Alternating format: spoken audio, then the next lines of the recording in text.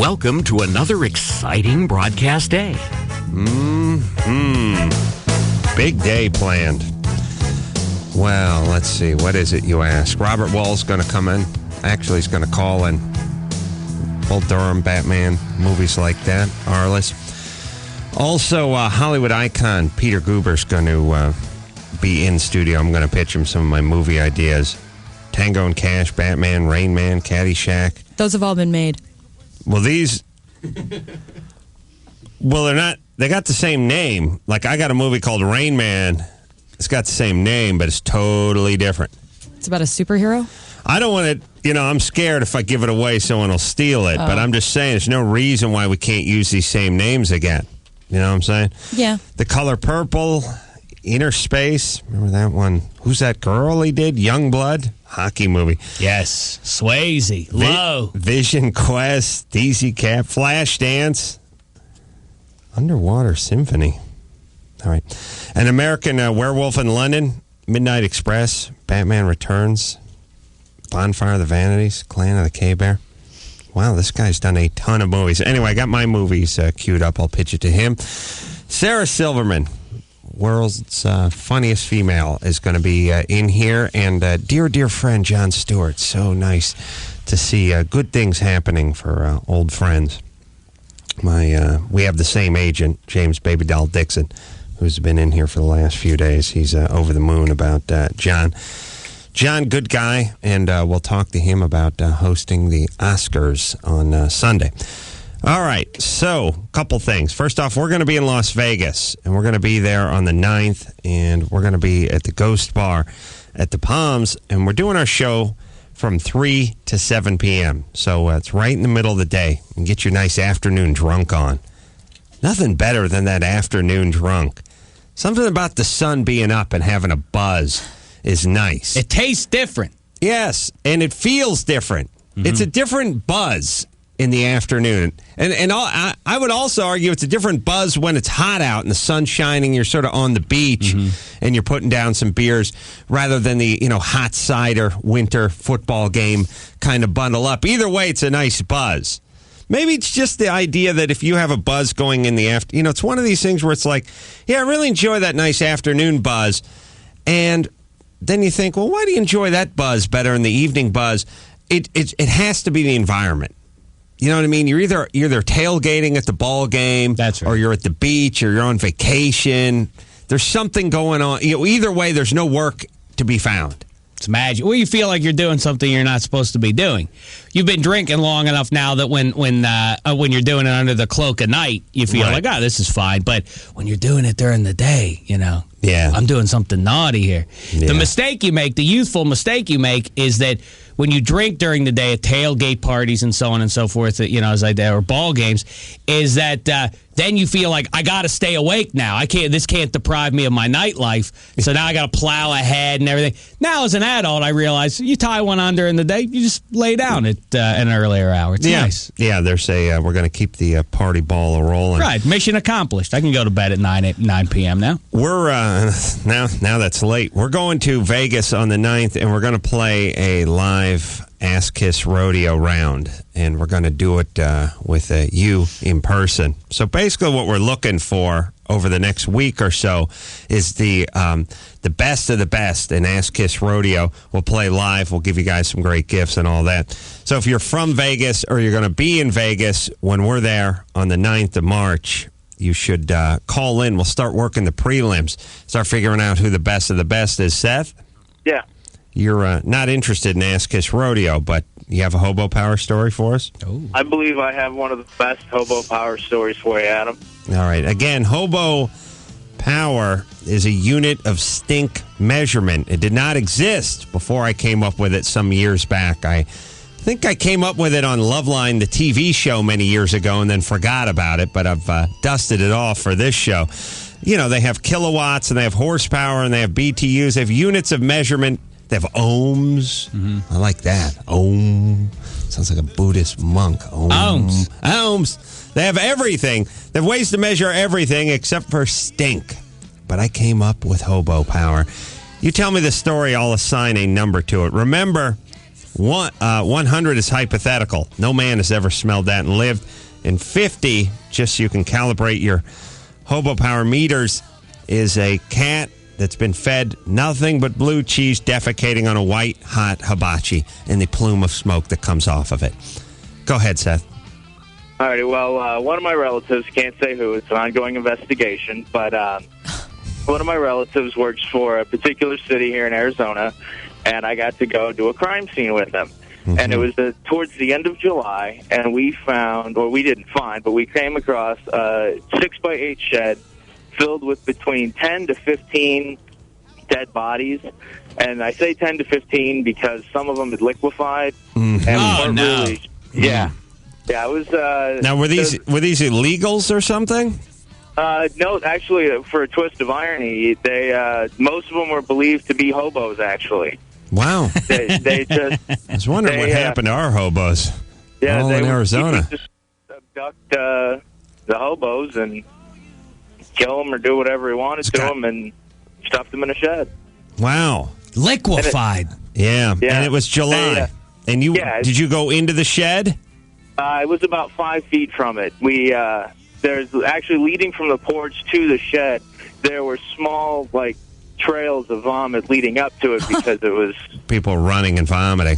Yeah, pretty much. Because inside the shed, they said it was on average. It had been there for about 2 months at least. Mm-hmm.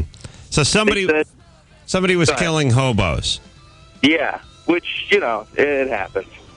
That's why this week on Hack, in order to catch a hobo killer, Hack is going to have to become a rapist.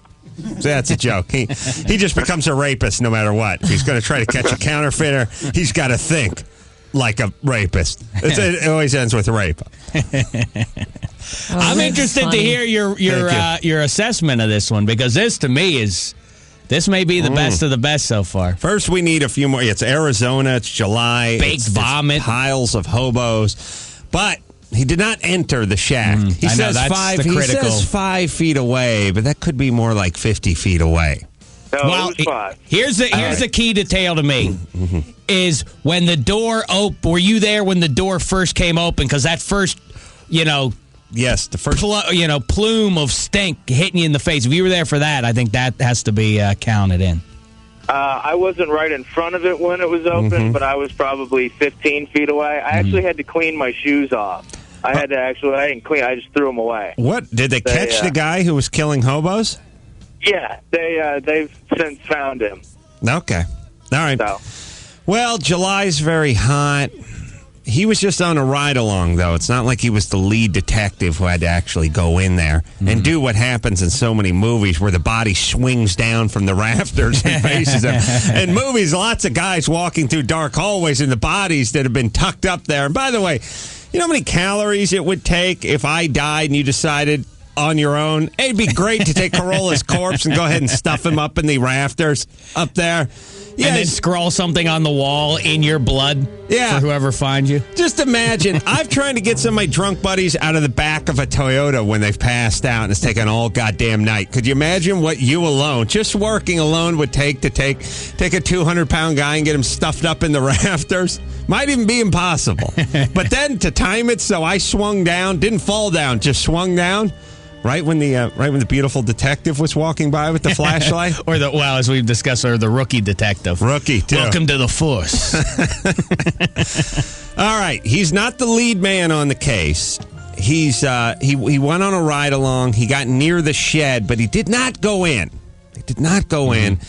It was July. There was a lot of liquefied hobos. And don't forget the vomit too. This is also a trail of vomit element out there in literally hobos, which is kind of interesting. 68.5. Wow. I'm glad. I was hoping for high 60s, low 70s. Yeah. It's just the fact that he didn't go in. You gave someone a 70 or something the other day. They were in the bathroom. They were physically in the space inside the house where the person had melted onto the toilet or was How close do you have to get to liquid hobo? Well, I got to tell you, there is a huge difference between being actually in it or on it. I mean, it's like, being in a porta potty and looking into the toilet is bad, but falling into that mess, it's off. It goes off the chart at that point. Him being near the shed or close to the front of the shed as opposed to being in the shed. I'm sorry. He's outdoors. But a potpourri of vomit, though. I don't know that you're giving that. I tacked on a couple of points there, but he's essentially still outdoors. He's not in the same space as the bodies. How could you, how could you ever crack the 70s and not actually be under the same roof as the decomposing hobos? The shed. Sorry, Seth. Seth, 68.5, pretty solid. Nothing to hang your head about. Personally, I don't think I've cracked 50. I mean, God willing, I keep my fingers crossed, Seth? Yeah, I'm perfectly happy with it. Okay, all right. Couldn't actually get inside the shed, though. Listen, that was the problem. I appreciate the effort and everything, but that's not what it's about. Oh, I'm all for it. Okay. I like that he's fighting to get in there. Having actual hobos involved, that's got to add. I know. I agree with Adam's ruling. I'm just saying that's to be proud of, the fact that it was legitimate hobos involved. Yeah, it was literal hobo power. Rachel, you like to be up higher?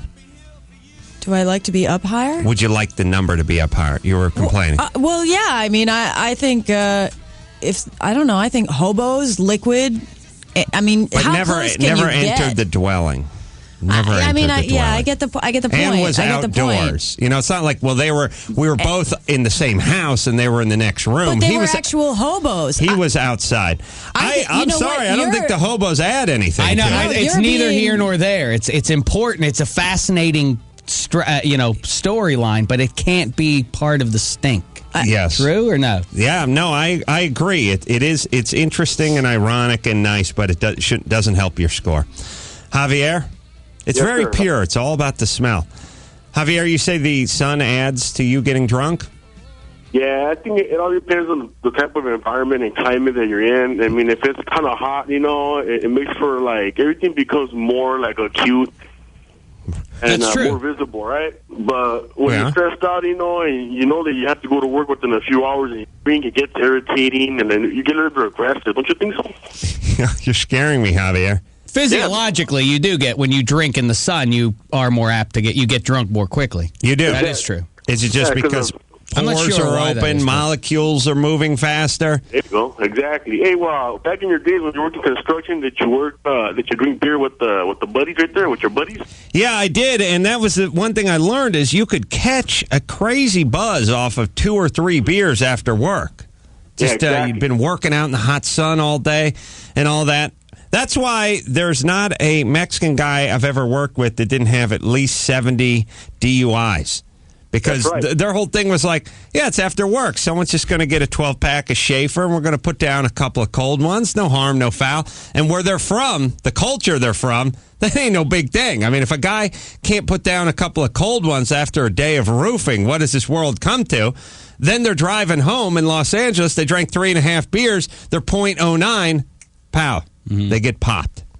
Has that ever happened to you, Javier? No, it's never happened to me, but the thing is that, people have a high tolerance, and they will go ahead and just, drink 10 or 12 after work, like you said. But when you were there working in construction, right, did you ever go ahead and hear ranchero music when you were drinking? Yes or no? Did I hear it when I was drunk? Yeah. Yes. You can't not hear ranchero music if you work work out here in Southern California. That's right. Yeah, if you work construction in Southern California, you close your eyes, you hear ranchero music. That's every morning, every afternoon, every night. Yeah, I'll tell you, when I rebuilt my house, this is how every single morning would start. Me coming down in my bathrobe after going to bed at 2:30, be about 7:45. There'd be Oswaldo. Hand me a beer in the garage. Like I said, Oswaldo had a diabolical plan. He would crack himself a beer, and I'd go, "What are you drinking at 9 in the morning?" And he'd hand me one. "Thanks, bro." I could use one. And then he'd be down in the garage yelling in Spanish at a bunch of other guys. And this is how every morning would begin. There's nothing more grating, by the way. Nothing But at least this one has the accordion in it, because you rarely hear the accordion in this music. It's rarely featured. Wait a minute, here it is. Oh, there it is. Oh my God, please. Is there more disturbing music, Javier? It's a horrible beat, It's a horrible beat. Yes. But I would argue this is why Mexico has no space program. That's right, buddy. This is the reason. If they pumped in some Wagner, you guys would be leading the race to space. But instead, there's this. And all you want to do is crack another bud and sling a little stucco. That's right, buddy. All right, buddy. You going off to your construction job? Never know within the next hour. But I wanted to ask you, what kind of beer do you like drinking? Well, I drink whatever Ozzy bought. But I like the Sierra Nevada. Yes. Sam Adams is nice. On draft at the Damashek home. Yes. That's right. I got a kegerator. In the light department, I'll go with just the basic Miller Lite. But I do like the bottles. I got angry. My buddy, the Wheeze, threw a party at my house last weekend, as people have been known to do. And he bought a whole ton of beer. This is an upscale party. Bought a whole ton of beer, all in aluminum cans. There's nothing worse than that. I mean, it's one thing if you're, on the road and you get that 12-pack or something, but at a party at home on a weekend, give me a glass bottle. Thanks, Javier. What do you do? I work construction. Yeah, I'm leaving to Vegas in the next few days. Is that true? Yeah, we're going to be in Vegas on the 9th of March. Yeah, are you going to party up there or what? Yes, we will do that. We're also playing a little Ass Kiss Rodeo if people are interested. We're looking for the best of the best, however. Man, now everyone's calling in with their hobo stories. Let's see. Hobo power. Someone has an interesting suggestion. Darren? Hey, Adam, how you doing? Good. Hey, I'm calling you out on this. Remember when you first reintroduced the hobo power? Mm-hmm. It was mandatory at 50 for people to be blowing chunks. Oh, really? I called that, Yes. huh? Yes, you did. It's funny because I see Darren's call. It says Darren, Los Angeles, 50 hobo power, mandatory vomiting. And I think, well, there's a sharp thinker. This kid's on the ball. I'm going to talk to him. That's a good idea. Yeah, we should be doing it. I should have thought of that. And I tend to agree more with my thoughts that I forgot about. It's a better way to do it. All right, so that's what I called out. You're right. You need to vomit. Yes, we need to have some more criteria here. You need to be vomiting. If you say you got to 80 but didn't blow chunks, well, something's Wow, up. but this guy must have had a pretty good constitution to be stepping through, wading through other vomit. Yeah. Who knows whose vomit that was? It's a good point. I'd like it if you vomit. It's a tougher... Whose vomit? All right, Darren. Listen, you're right. It's a better case. It's a better sell for your case if you vomited. You have to give up a little face. It might be a little embarrassing. You have to put your male pride aside, but vomiting is going to help your case. Thank you. It's just like water boiling at 212. How hot is it? Is it boiling? Right. You mean what's your altitude? Yeah. Yeah, you could be in Denver and it may be boiling at 177. It's a fair point he makes. Thank you. Dino? Yes, sir. Quick hobo power store? Yeah. A few years ago, used to work for the Sears down on Olympic and Soto in East Los Angeles. Beautiful country, beautiful people. Yeah. So we had the job to clean up the area, and right next to Sears was a bridge right next to LA River bit on Olympic. So there was about 15 hobos camped out there. And part of our cleaning up crew was to get them out of there.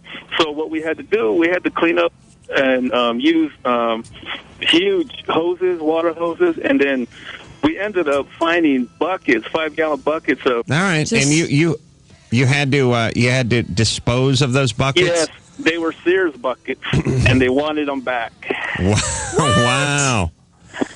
Yeah. Okay. And talk about puke. Everybody was. Yeah. You guys, by the way, you're lucky Sears doesn't make toilet paper. Yeah, because they need that back. Does I don't care. Get it back on the roll and drag it in. I don't care what shape it's in. Yeah, I know. It was pretty wild. That's bad times. You're outdoors. You knew what you were getting. Buckets of fecal matter. This was in July too. So. All right. I'm feeling generous. I'm going to go. low 60s, very low 60s. Hey, that's good enough. Hobo feces is worse than liquid hobo, actual liquefied hobo. He had to handle it. He had to handle the buckets. Proximity. That's the thing. Again, Rachel, proximity. If he told me, the other guy said he had to go in and move those bodies, these decomposing, liquefying hobo bodies in this hot shed in July in Arizona. Well, now you're going up. I mean, you may be close to 100 Well, did at he this vomit, point. though? But him, But it's a still- good point. But not having to enter, Rachel. Dino, Yeah. did you vomit? Oh, yeah, of course. At you least did? 5 times. Oh, you At did? least And 5 you times. had to handle the buckets of fecal matter. We had to carry them. Okay. You see, that's the point. Proximity, handling. I would much rather stand next to something that was a 9 on the Ranko-meter rather than handle something that was a 4. You know what I'm saying? Okay. We'll take a quick break. Call in.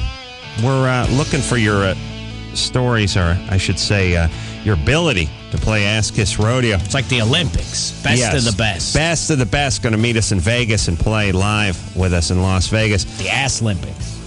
The Ass Olympics. Roy is calling in from Vegas. Roy Horn. He's back on his feet. He's on the men. Sarah Silverman. Jon Stewart, everybody. Big show plan. All that after this.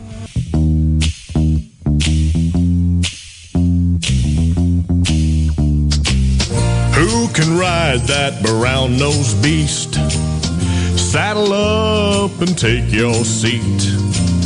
Grab an eyebrow and hold on tight. You gotta kiss Adam's ass just right. It's a little game that we play. You gotta be careful what you say. You can't have opinions of your own on Ass Kiss Rodeo. Thank you. We're going to play that in a second. First, Robert Wall is on the phone. Robert? How are you, Adam? Good to talk to you as usual. Thank you. I'm reading here that, of course, Robert from Arliss and Bull Durham and Batman and Good Morning Vietnam and Cobb, as I recall. Yeah, I like that movie. Thank you. Also, has himself Grammys, or I should say Emmys from 1991 and 92 when he co-wrote the Academy Awards for Billy Crystal. Didn't know that. Just keeps getting better. Robert? Yes, Adam. What do we? How does that go? I'll give you. Want to give you some plugs and talk about some other projects, but let's talk Academy Awards for a moment. How does that work? It's 1991. You're with Billy Crystal. He gets the phone call that says, "I'm going to be, hosting the Academy Awards." Does he call you? Well, we had written I had worked with him on the Grammys the 3 years prior to that. So we'd already formed the team to work on this thing, and he asked me to work with him. And the first year was just me and him. And then Bruce Valanche joined us the next year, along with me and him and his manager, David Steinberg, who's also a funny guy. But it was the first year was the two of us, and then Bruce joined the third year. So it was just like three of us for most of the years. And then I went off to do the Arliss show, and then Billy, when he came back, then he had more writers and everything. But I didn't do it then. But it was fun. It was great. You know why? Because you're of the moment. You know your work is going to be seen. So many times you do a lot of projects and they're gone in a week and nobody sees them. But when you write the Academy Awards, you know everybody's going to see your work. Right. So how far in advance do you guys start working on this stuff? And then I imagine some of it has to be left open because there are things that could happen 2 days before the Academy Awards, right? Yeah, absolutely. Although most of it's pretty, you're pretty scripted. You know what's going to happen. In fact, you have your spontaneous ad libs ready to go. Also, right. Now that said, we used to start. We would generally start about the time the nominees were announced. That's when we generally start. That said, there's always the crazy things that happen. Like I was there during the years when Jack Palance, went nuts at the Oscars. And Billy's a comic, so Billy was great. And then we'd be backstage coming up with some other stuff. But right. Billy's a pretty great comic. Jack Palance did some push-ups and told Billy that he has craps bigger than him or something like that. Was that something like that? He was doing push-ups, and then we started doing some jokes about him bungee jumping off of the Hollywood sign. He just went, Palance went nuts in the Oscars, and it was great. It was great fodder. You were in Flashdance? Oh, I have one line in Flashdance. Wow. I have one line in the movie. Peter Guber's coming in later on this morning. Oh, good. Give him a big hello for me. I'm sure he'll not remember who you were. Oh, Peter remembers everybody. No, I mean he knows who Robert Wuhl is. He just doesn't know who Robert Wuhl from Flashdance is. That's probably true. So he just had the one line, but took place in the great city of Pittsburgh. All right, so you're going to be at the Comedy and Magic Club in Hermosa Beach tonight doing a show?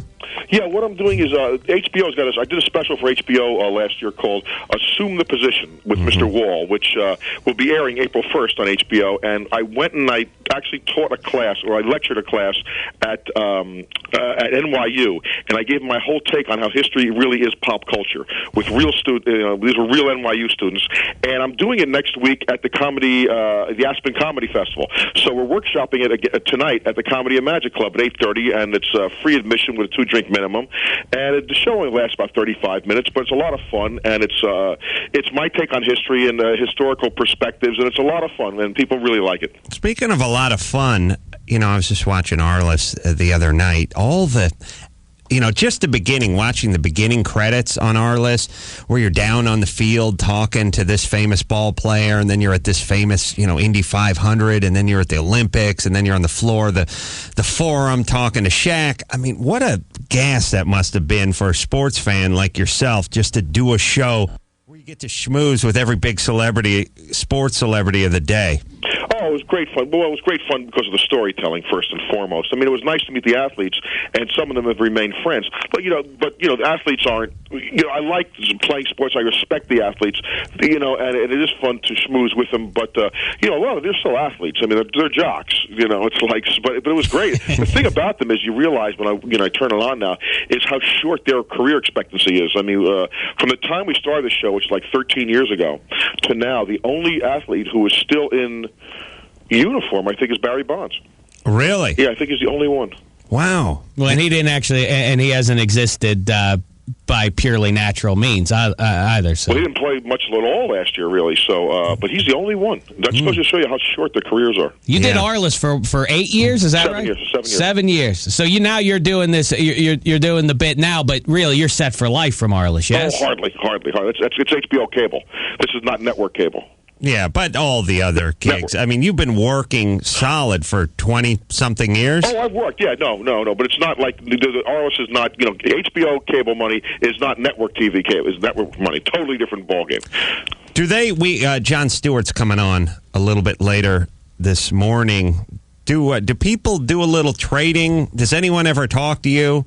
You know what I mean? Like if they said to me, next year you're going to be hosting the Academy Awards, I'd say, well, I want to talk to Jon Stewart and his people and find out how it worked, what didn't work. I mean, Billy Crystal was one of the more successful hosts of the Oscars over the years. Does anyone ever talk to you or talk to him or talk to your team about how to do this? I think they talked to Billy. They never talked to me. Mm-hmm. I've never talked to no Billy. But I'm sure he told Billy. I mean, you want to stay within your comfort zone. Do what you do well. Nap and masturbate. Right. Yeah, that'd be a great Oscars. That's good. I could do that. Oh, the timpani's playing. The curtain opens. There's Carolla on a cot. Yeah, really. Hand underneath the sliding under the pants. Thank you. I got a nap. Enjoy the rest of the show, people.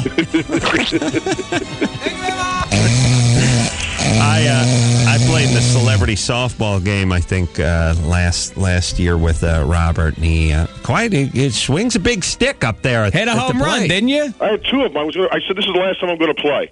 And I had 2 home runs, and so I had to retire twice.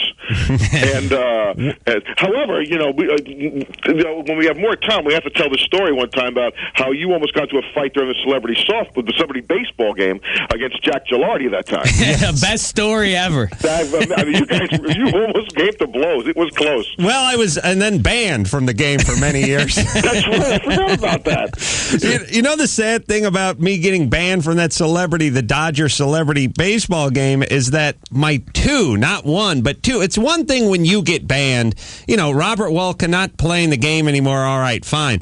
But I had a partner named Jimmy Kimmel and another partner named Dr. Drew who were invited to go to each and every game each and every year. So when I was banned, I would have to return the following Monday and see my two partners, and they would explain to me all about the game and how exciting it was.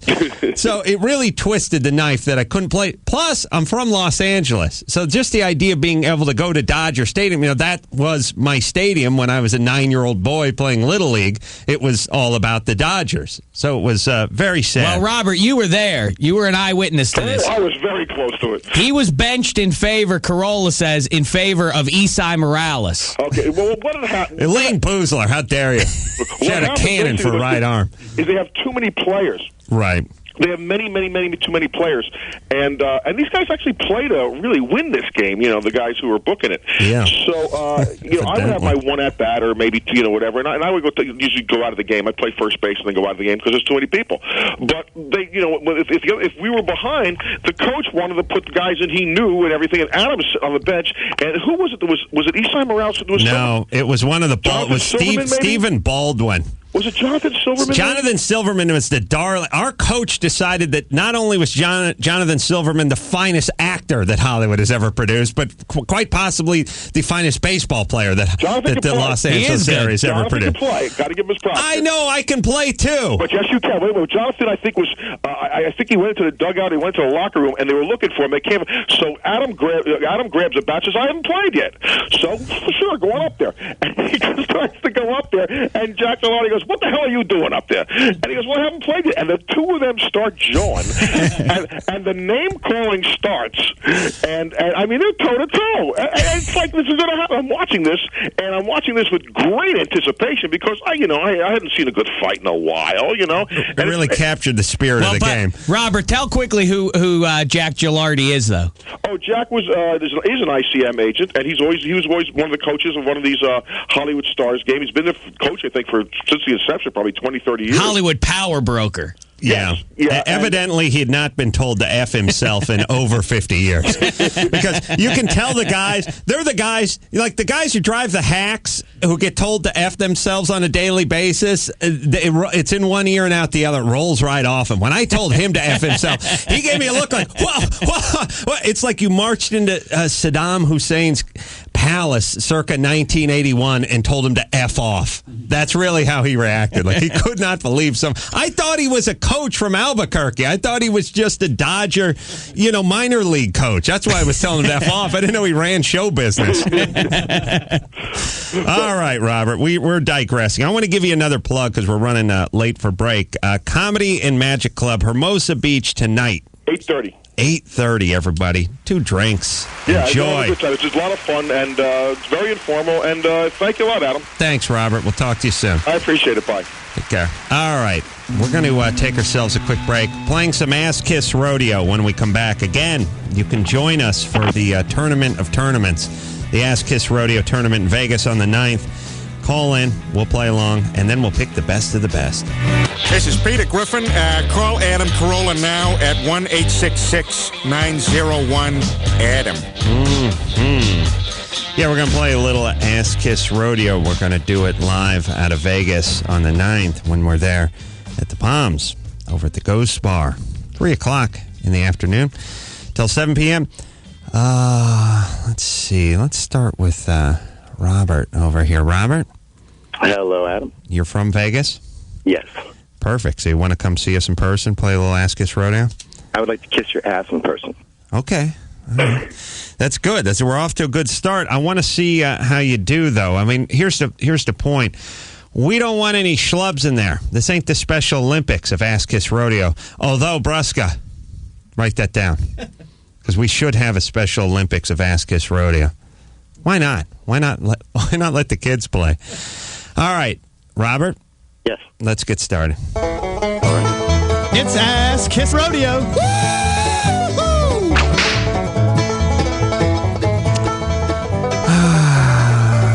Dick Cheney. I think he's doing a great job. He's a wonderful man. I agree. I'm sorry. It's too short, too curt. Well, that quick. That's my point. You came up. You're just too short with it. You're too abrupt. You know what? I'll tell you what. We'll do a takey. I tapped no takeys when we started the tournament, but I'm going against my own word. I'm going to give you a takeover on that mulligan. one. I'll give you a mulligan on that one. All right? Well, thank you. Okay. All right. It's Ass Kiss Rodeo. Pink Floyd, greatest band of all time. Greatest band in the world. You should play for them, actually. Interesting. I may just bust out my hollowed out fish and do that after all. Yeah. On the other hand, I like Celine Dion. Wonderful singer, beautiful woman. She'd be lucky to have you at all of her performances. I think bottled water is too much. Way too expensive. You think something that comes from nature would just flow straight to your house. All right. On the other hand, I'm worth it. My health is worth it. Absolutely. If there was no Adam Carolla, I mean, is it any coincidence that the first man on earth was named Adam and you? I don't think so. Wow. All right. Listen, Robert, I'll tell you what, because we have to move along here. The delivery is bumpy, but your heart is definitely in the right place, and you're going in some interesting places about the bottled water flowing straight to the house and the biblical reference. I like where you're coming from. Yeah. Thank you. You have all the makings of a champion Ass Kiss rodeo player. I think all you need is a little flair. Yeah, let's smooth out the delivery just a little bit. Technically sound, though. Yeah. So if this was American Idol and I was Simon, I would be saying you have the pipes for the competition. Now you need to loosen up and have fun with it. All right. Because the day you're not having fun playing Ass Kiss rodeo, that's when you hang up your ass kissing spurs. Absolutely, yeah. All right, Robert, you're going to be in Vegas? Yeah, I live here. All right. We'll see you there on the 9th. An early contender. Yeah, we have one more. Jace? Yes, Adam. You want to play Ass Kiss rodeo? My lips are ready. Okay, let's try another round. It's Ass Kiss Rodeo. Best late night talk show host Conan O'Brien. How say you, Jace? I say his hair, it's red. He's a great talk show host. But your hair, even better. Mm-hmm. Although I got to say, I am partial to Kimmel. Much funnier than Conan. Kimmel, he's funny. He's funny. He's a little big. Oh, that's bad on several levels. Yeah, dear friend of Carolla. The begrudging funny too. He's funny. Funny. Sorry, Jace. No problem. All right. Well, look, I got to say, your defeatist attitude is not going to be welcome over at the Ghost Bar at 3 o'clock to 7 p.m. on March 9th. We'd like you to attend anyway, but I'm not sure if you're cut out of the right cloth to play this all-star Ass Kiss rodeo. I'm just going to sit in the corner with my dunce hat on. Please do. Face the corner. Not enough that you sit in the corner. You have to stare at the corner. It's nothing to be ashamed of, you know. I mean, the best of the best, you know. Yeah. You're not, you know. Speaking of the best, Shaq, you were out of the room, but I came up with a Special Olympics Ass Kiss rodeo where we actually bring in kids, you know, with special needs, maybe learning disorders, maybe it's a physical problem. Let them play. Maybe nice. They have a hair lip and it's difficult for them to kiss. Yeah. Yeah. Was that in poor taste? No, Okay. It was in fine taste. Well, the trail was blazed by the deaf frat guy playing a couple days ago. That's he gave it his true. best shot, but ultimately, it wasn't his infirmity that kept him down. It was his inability to accept your notion of a dry campus. Yes. He refused. He was going along with me, and we're going just fine until I suggested that USC become a dry campus, and then he wanted to fight. Yeah. He was pretty drunk at the time. Just the same, he did a nice job overall. Right. There's no reason why the handy capable can't play Ass Kiss rodeo. I agree with Shaq. All right, we're going to take ourselves a break. News and sports and a little preview from Big Tad. Yo, Big Tad here, coming up on the Adam Carolla Show. Oscar host Jon Stewart, Roy from Siegfried and Roy, calling from Vegas. He was so loud. Comedian Sarah Silverman, Hollywood super producer Peter Guber. You can't handle the truth. All coming up on the Adam Carolla Show. Hey, it's the Adam Carolla Show. Call Adam Carolla now, 866-901-80AM. Legendary Hollywood producer Peter Guber is is in studio, or going to be in studio, and I'm going to pitch him some of my movies, and I got some doozies here. Don't get nervous. This is your big chance. Yeah. And people are going to think I'm kidding, but I'm not. I'm dead serious about these movies. I think some of them can be made, possibly tomorrow. Also, Roy calling in from Siegfried and Roy. He's on the men. He's in Vegas. We're going to see him on the 9th. He's going to phone in. Jon Stewart's going to be on the show. Sarah Silverman. No funnier. Some show. And no sweeter person than Sarah Silverman. I mean, I know her well. And, not just from watching her perform. Of course, she kicks around with Jimmy Kimmel, spent a lot of time with her. Sweet as the day is long. And I kept waiting for her to go nuts. When I found out her and Jimmy were dating, I was like, ooh, she's smart, she's beautiful, she's funny as hell. She's a comedian. It's she's shocking, a female. almost. She's you expect for the persona, the stage. I was always I was struck by for the first 5 times. I thought, what? So nice. It's almost unfathomable. Yes, and I just kept waiting for the rim to shear off the lugs and for Jimmy to go skidding into a drainage ditch. But no, it's been a few years now. Totally sane and totally sweet. All right, we'll bring her in later on in the show. But first, it's time for our own beautiful Rachel Perry and the news. Thank you.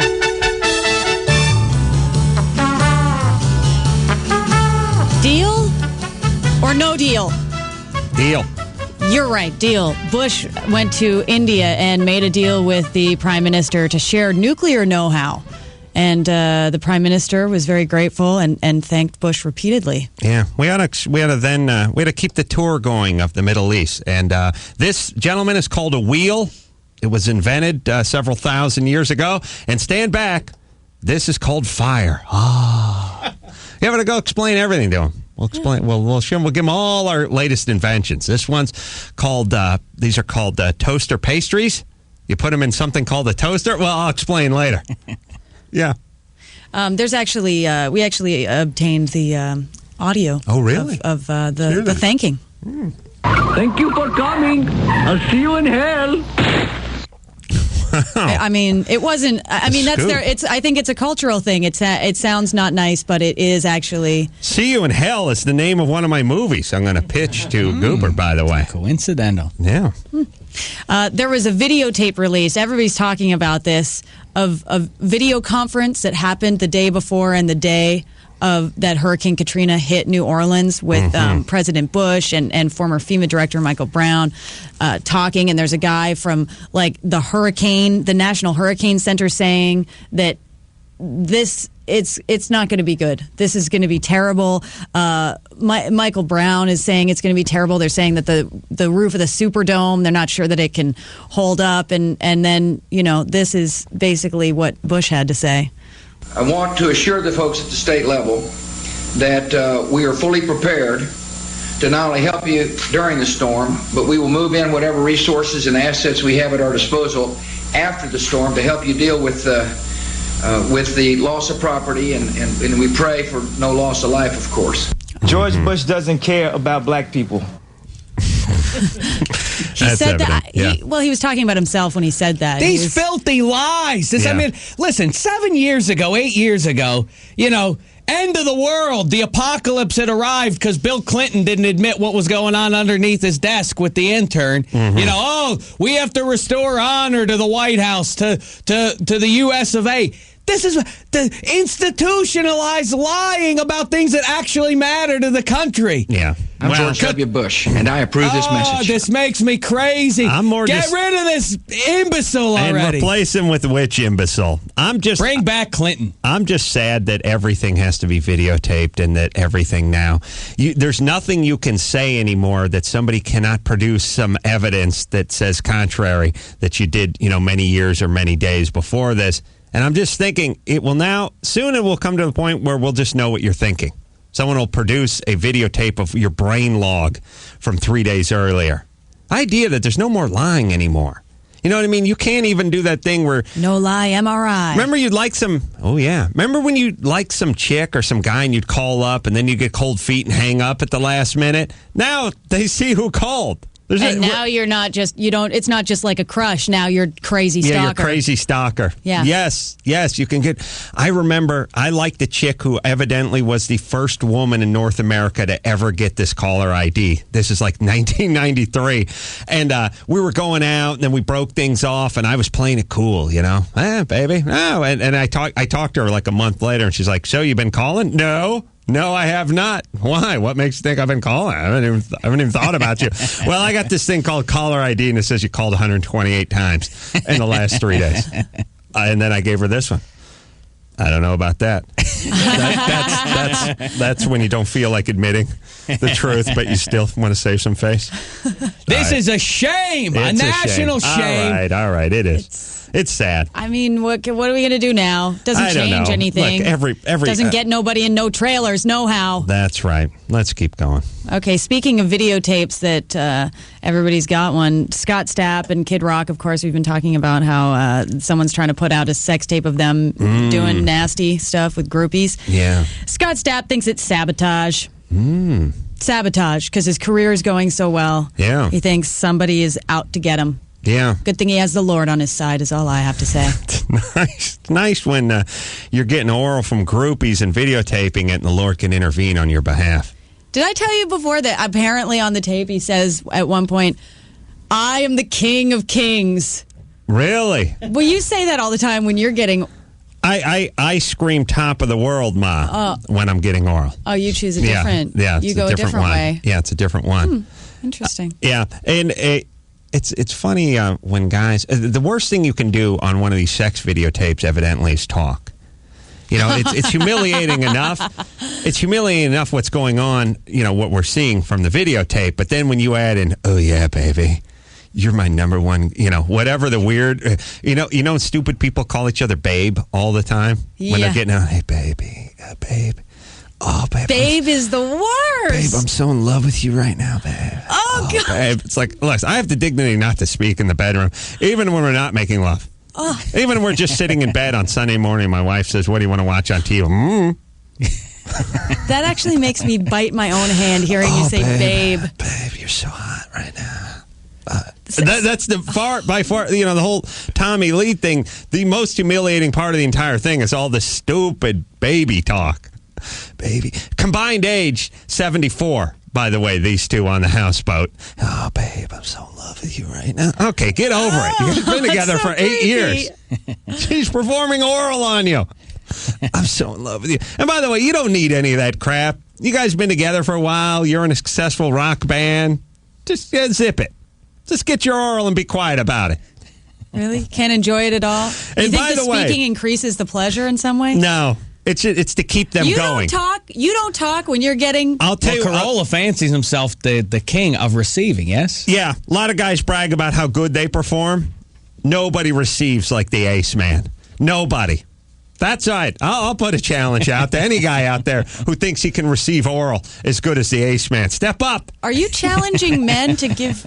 I'm saying guys claim about their prowess in the bedroom. Oh, I love a woman all night, or I'll make your eyes will turn around like pinwheels when I do my business on you. I take another direction. I receive better than anybody. Nobody holds still and enjoys it like me. Oh, I don't know. Nobody. Wow. Well, I'm saying, you think you got somebody, bring them on. Yeah. You want to check out my form? You know what, Adam? Nobody's better at taking it than you. Let me thank you. Want to check my form? There it is. Just no more. You know why guys talk? Guys talk because they don't want the person to stop. And really? they think if they go silent for like 30 or 40 seconds, the person may go, "Huh? What's going on? You okay?" So that's why it's really it's really keep going, but it's replaced with, "Oh, babe, you're so hot. Oh, you're so baby." It's the equivalent of on the phone, the Okay. Yeah, because that's all you can think. I mean, you're not actually thinking of what you can say at that moment. You're just thinking, I need to say something so that this doesn't stop. It's more enjoyable to say nothing. Well, here's what I do. We were talking about how the athletes are constantly thanking the Lord. Barry Bonds hits a dinger and it's right on upstairs. Big steroids laden armed right upstairs to the man. That's what I do when I'm receiving oral. Yeah. Thank you. You call it? Yeah, I do that. I point up like McNown, the quarterback, or any of these religious athletes. That's when I thank the Lord. It's not when I score a touchdown or do a good show. It's, hey, yeah. It's when you score a home It'd be funny if you did the Billy Sims, the Billy White Shoes Johnson dance. Yeah. Put the guns back in the holster.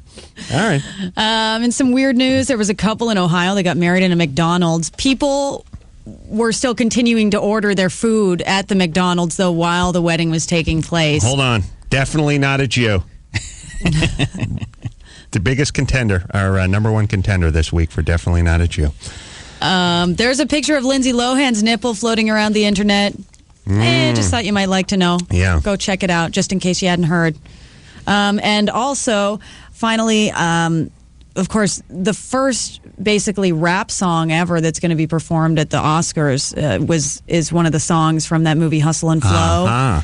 And it's called It's Hard Out Here for a Pimp. And we've actually received, I mean, it's got some swear words in it, and there's a few words that were okay, and then there's a few words that were not, but we've received a preliminary edit of what the song is going to sound like. All right. My gang tight like Orion. No.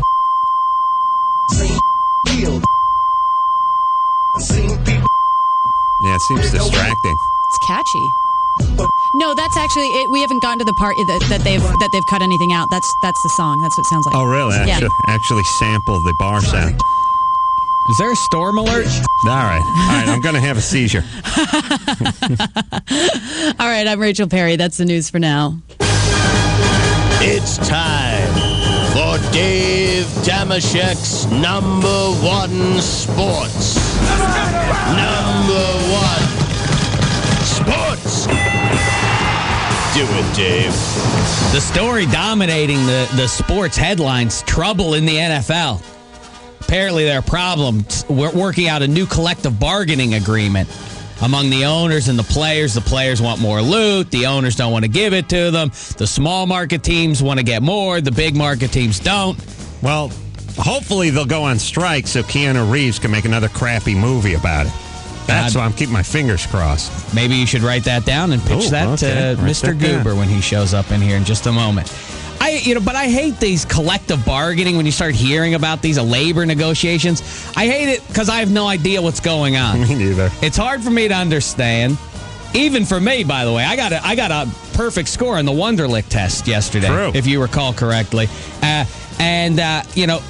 I just go with things like this, what everybody else says, which is just the fat cats trying to get fatter. Right. I think that explains it to the lay person like myself. College hoops, big upset in Tallahassee last night. Florida State knocked off Duke, the number one team in the land. The great achievement for the players, for the program at Florida State, and the fans there, the students, sullied it with the worst chant you can possibly come up with. They just slay the beast. The number one team, they chant overrated. Oh. This diminishes your achievement, people. Well, but it's still not as bad as we're here, we're queer, get used to it, is it? No, I guess you're right. Yeah, that would be worse than a college game. The overrated, though. Yeah. Like, hey, bragging to your friends. Hey, guess what? You know who I slept with? I landed Angelina Jolie. And let me tell you something else, fellas. Not that hot. Yeah. No, you're taking away from your own accomplishment when you're saying how much the team you just beat sucks. Yes. That just means you suck marginally less. Yes. Yeah, I agree. It's such a dim-witted cheer. Anyway, humiliating loss last night for Kobe and his chums up in Portland. The Trailblazers, one of the worst teams in the league, and they beat the Lakers. What gives? In brighter news, the Suns, 8 straight wins after last night's victory. Golden State a winner, as were the Kings of Schwarzenegger. Meantime, LA's favorite team, the Clips, kept on rolling. They won going away here in LA against the Hornets. The nice thing is they wore these retro uniforms from their days when the franchise was in Buffalo.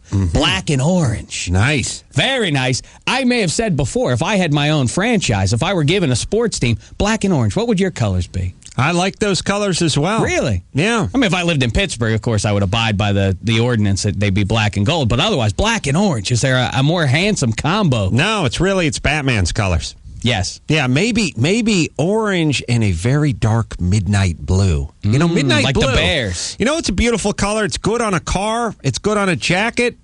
midnight blue. People either go black or they go light blue or they go teal. That dark midnight blue. Nothing makes a car look more handsome or a sport coat.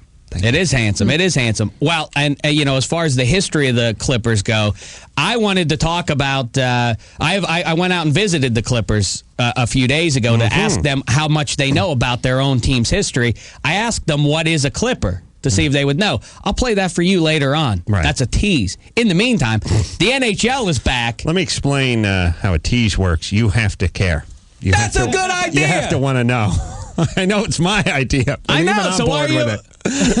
I'm not going to stick around for the answer. It was your own idea. I just think these folks don't know that Clipper's a ship. That's all. Did I ruin it for you? No. I mean, I already asked them, so we'll see if they all know right. if they're as wise as you are. In the meantime, the NHL is back after its little hiatus from the Winter Games. During the Winter Games, I want to introduce you to somebody.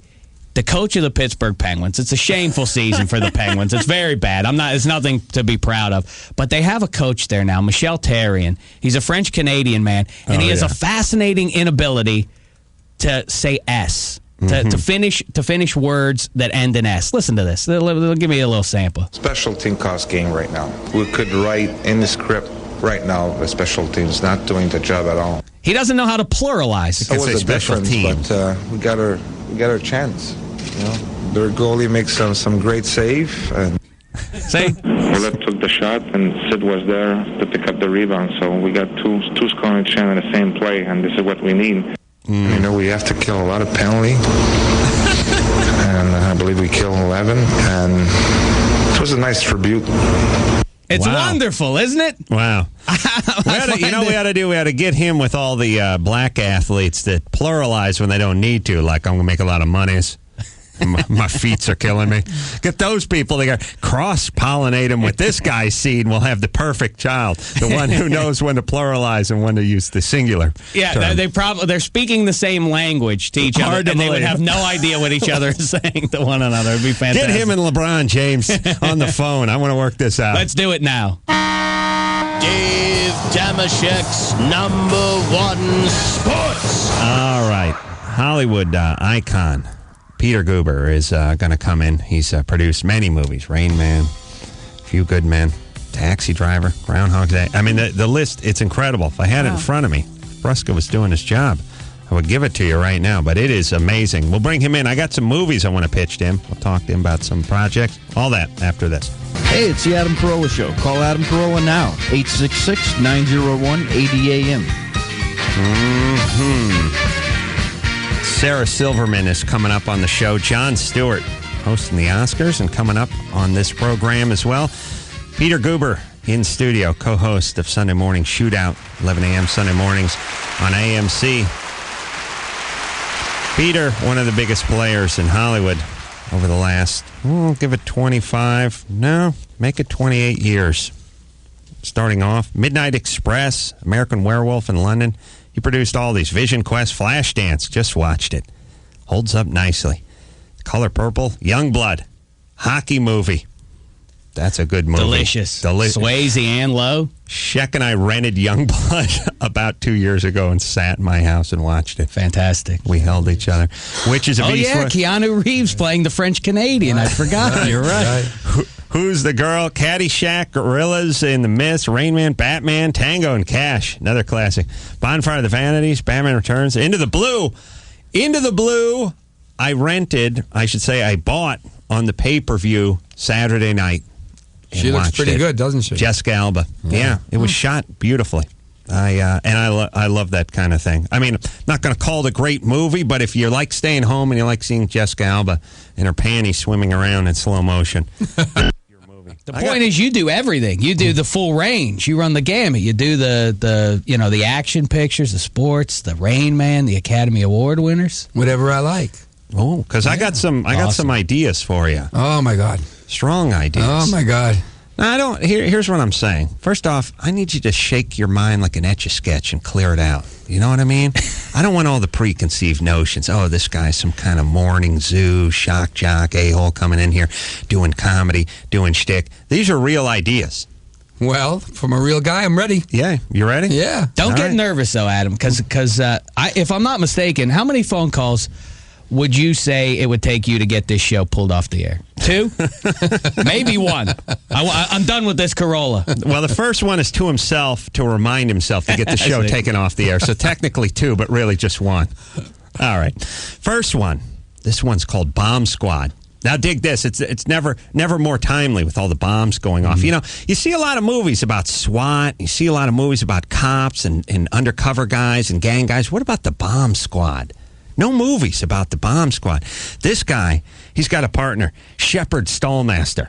That's his name. He's a tough, grizzled veteran of the Chicago Bomb Squad, bomb department.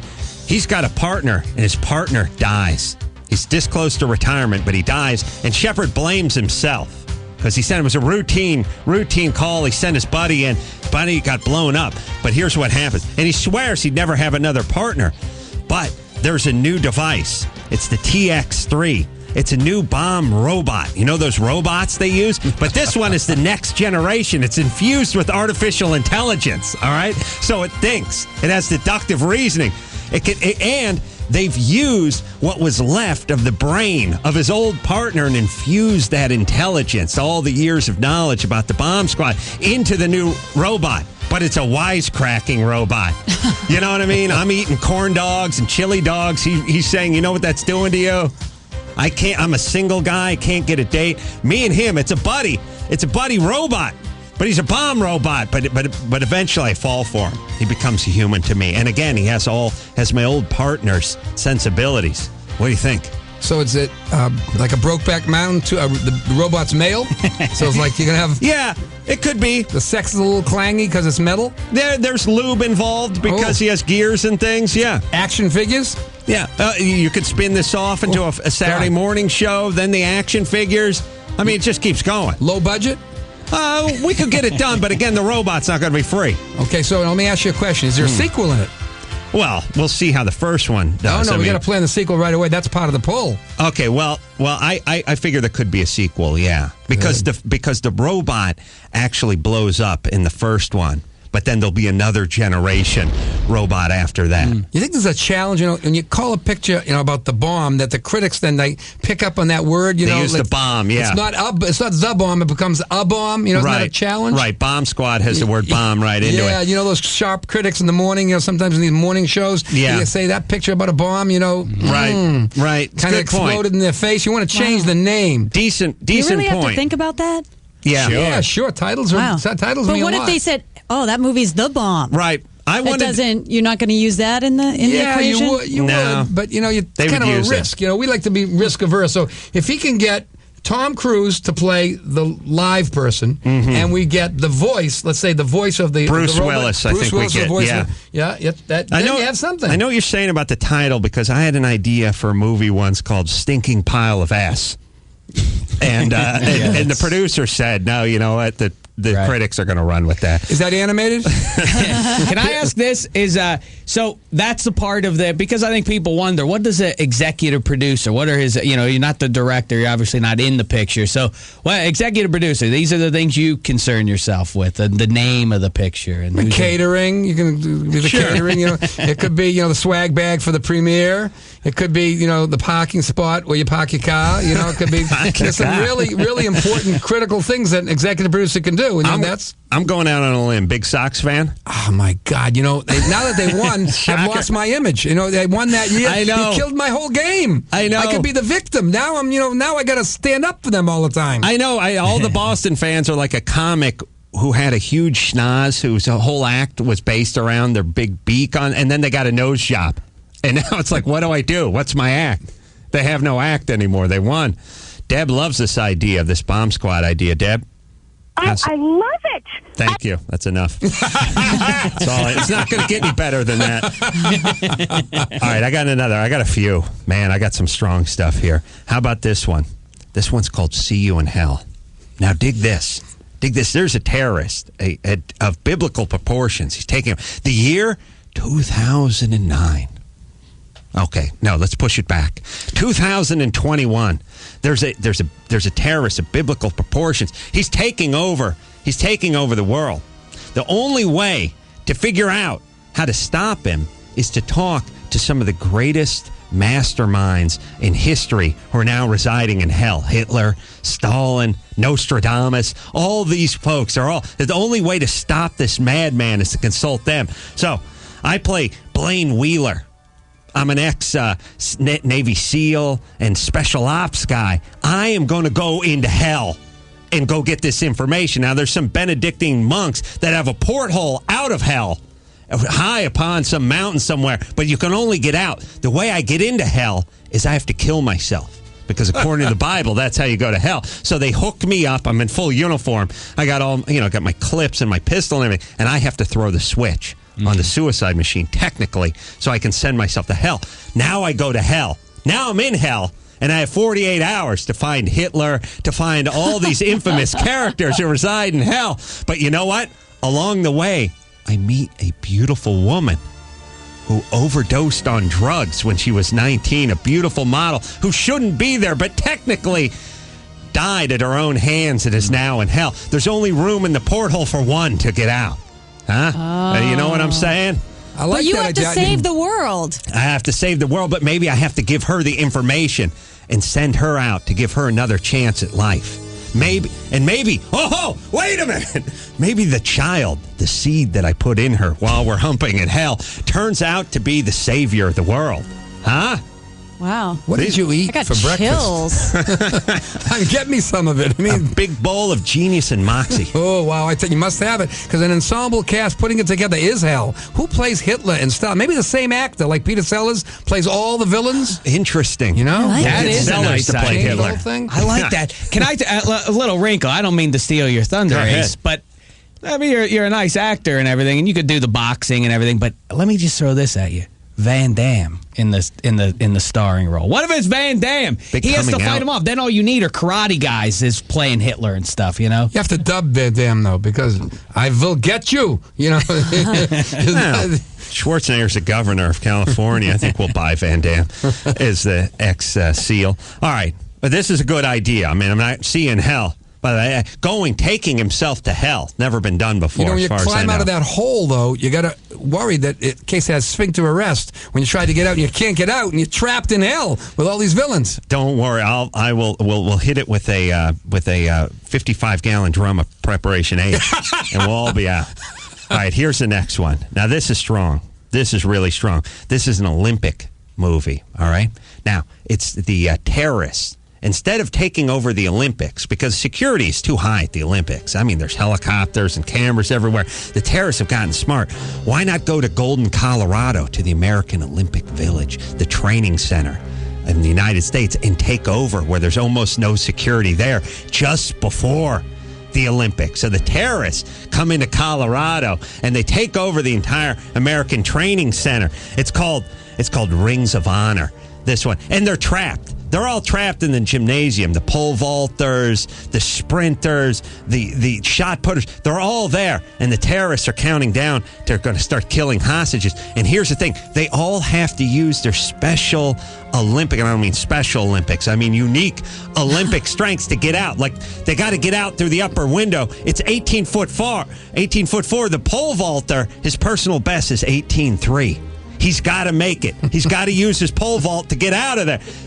But don't laugh. This is a serious movie. And then, now here's the culmination. Gets to the very end. Again, everyone's using the pommel horse. They're using all their Olympic skills to thwart the terrorists. At the end, they have to make it in to warn, because there's an atomic bomb that's been planted. It is 26.4 miles or whatever the marathon distance is. The bomb's going to go off in 2 hours and 9 minutes, which was 2 minutes better than the marathoner's personal best. He has to make it. See, everyone has to exceed their personal best. What do you think? I think that could work. Like the Dirty Dozen, you mean all the different personalities working there, they can't really get along, but if they don't succeed? Yeah, and it's like they used to do. Like, this guy's a knife thrower, this guy's a demolitions expert, I'll be the face man. You know what I'm saying? Yeah. Then Steven Spielberg could do the film of it afterwards, like call it just Golden instead of Munich, just Golden Torch. Yeah. The gay skater seduces the guard. Listen, Brokeback work. Yeah. I'm just saying, don't just shrug these off. I'm writing them all down because I'm going to steal them later. Yeah. Gold, silver, and brawn. That's the tagline under the thing. You know what I mean? Or if you're an American, you'll see this. You know what I mean? Challenge them a little bit. Bob Costas is going to do the promotional pieces for that? Yeah, and no one will say anything bad about it because it's so patriotic and it's a wonderful film. All right, let's take ourselves a little break. Peter Guber is in studio. I got a couple others to pitch you. Sunday morning shootout, name of his show, 11 a.m. Sunday mornings, AMC. We'll take a quick break. Sarah Silverman coming up. Also, Jon Stewart coming up in the show after this. Hey, this is Richard Jenny. Call Adam Carolla now at 1-866-901-ADAM because he's really lonely. Sarah Silverman coming up later in the show. Also, Jon Stewart. Speaking of Oscars, Peter Guber in studio. Mega producer. Sunday morning shootout, name of his show on AMC, 11 o'clock. Peter is responsible for some of the biggest hits in Hollywood and continues, yes? Yes. Rain Man, Gorillas in the Mist, Caddyshack, Batman Returns, Youngblood, Vision Quest, Flashdance. Still enjoying Flashdance. Saw it last weekend. Rain Man. What's your favorite of all the pictures you made? The most fun one to make by 100% was Gorillas in the Mist. Being up on top at 11,000 feet in the middle of Virungas in Africa with real gorillas, not the ones that live in Hollywood. It's just phenomenal. It was an incredible experience. And Scary, Sigourney Weaver? Yeah. Was that Sigourney Weaver, yeah. How's she? She's great. She was prettier than the gorillas and fun to work with. All right. Now, as I've taught everyone on this show, if there's ever somebody you hate and you couldn't stand working with them, but you don't want to say it, you just repeat their name twice.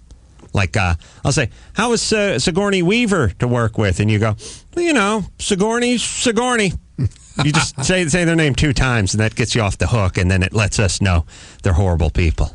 I'll do that. Anybody tough to work? Dustin Hoffman. Dustin? Great. Dustin Grayton. Dustin's Cruz. great. Tom? Terrific. Tom the Terrific. How did you feel about his Oprah appearance and all the nonsense that's been going on lately? I think that a person has the right to have their own life. That's what makes him interesting. He has a lot of colors. He isn't just boring. He's always dramatic, and he's always unique and spontaneous, and he lets you know where he is. The truth is that his acting feet are there, even if his tongue is in a different direction. How about Madonna, or as you call her, Madonna?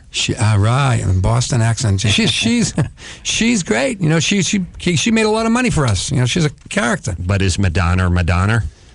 We did League of Our Own. Okay. She was good in that. All right, so you don't like Madonna? No, you got to be careful.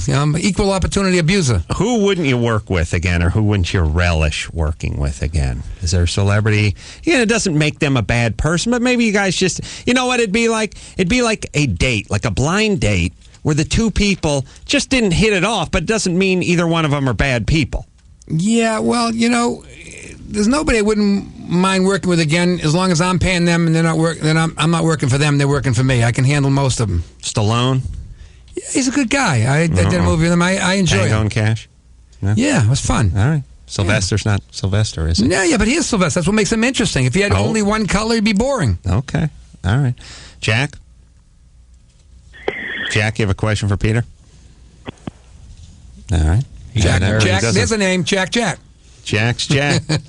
I don't know why, but this just popped in my head. I was pitching movies. I forgot about Pedophile Island or Pedophile. I see. Yeah, that's nice. Now dig this. Controversial. It's going to take a producer with a lot of guts to get this one made. But just dig on this. Let's see. How did this one go, Shaq?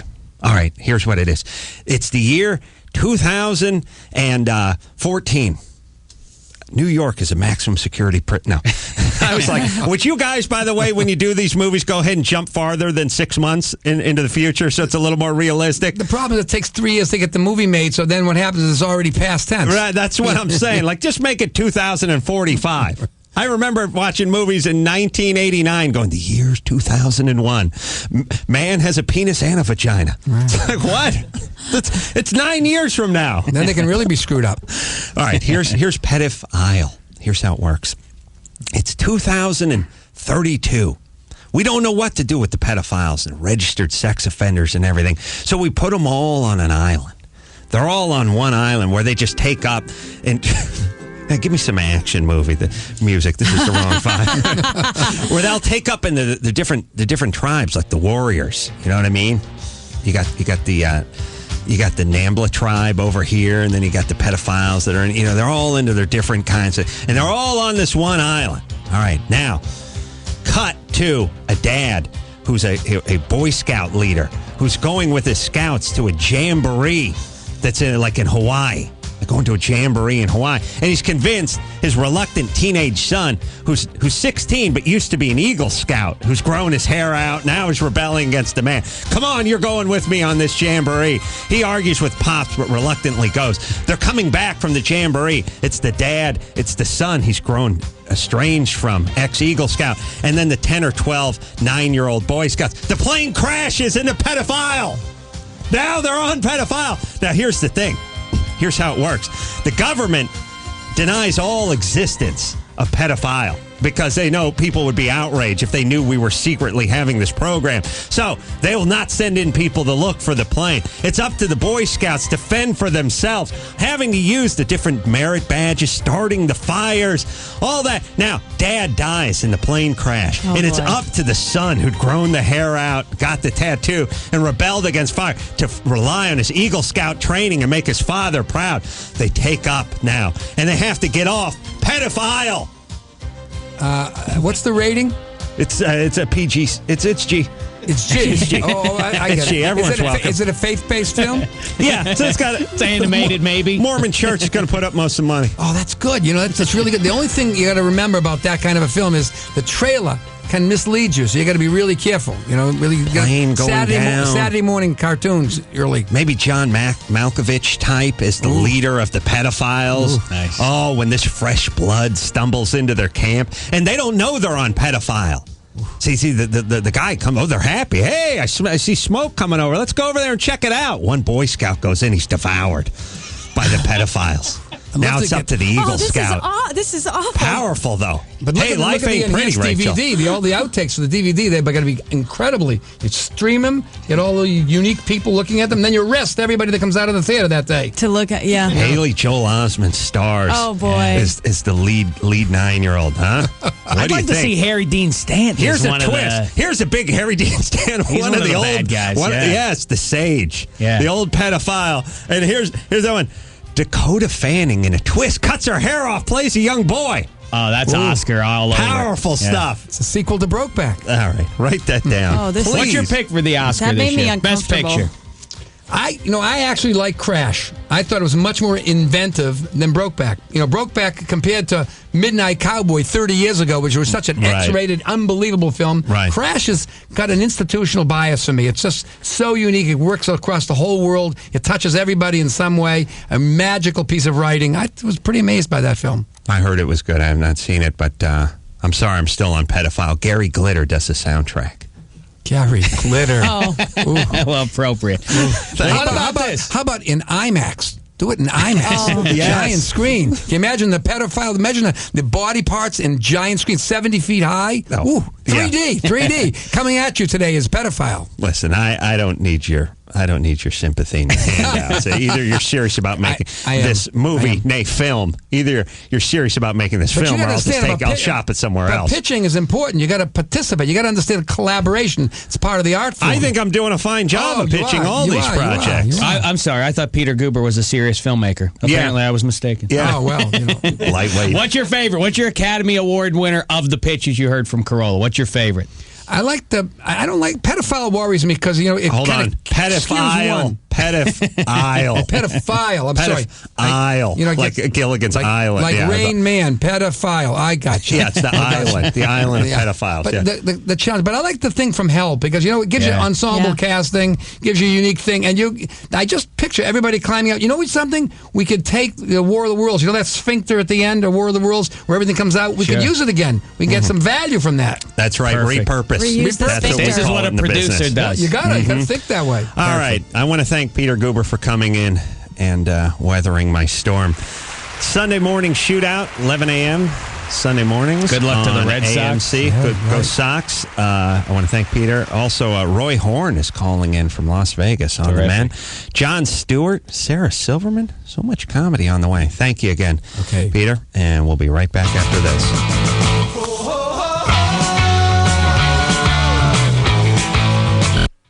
Hey, Big Tat here. Coming up on the Adam Carolla Show, Oscar host Jon Stewart and comedian Sarah Silverman. Don't go anywhere.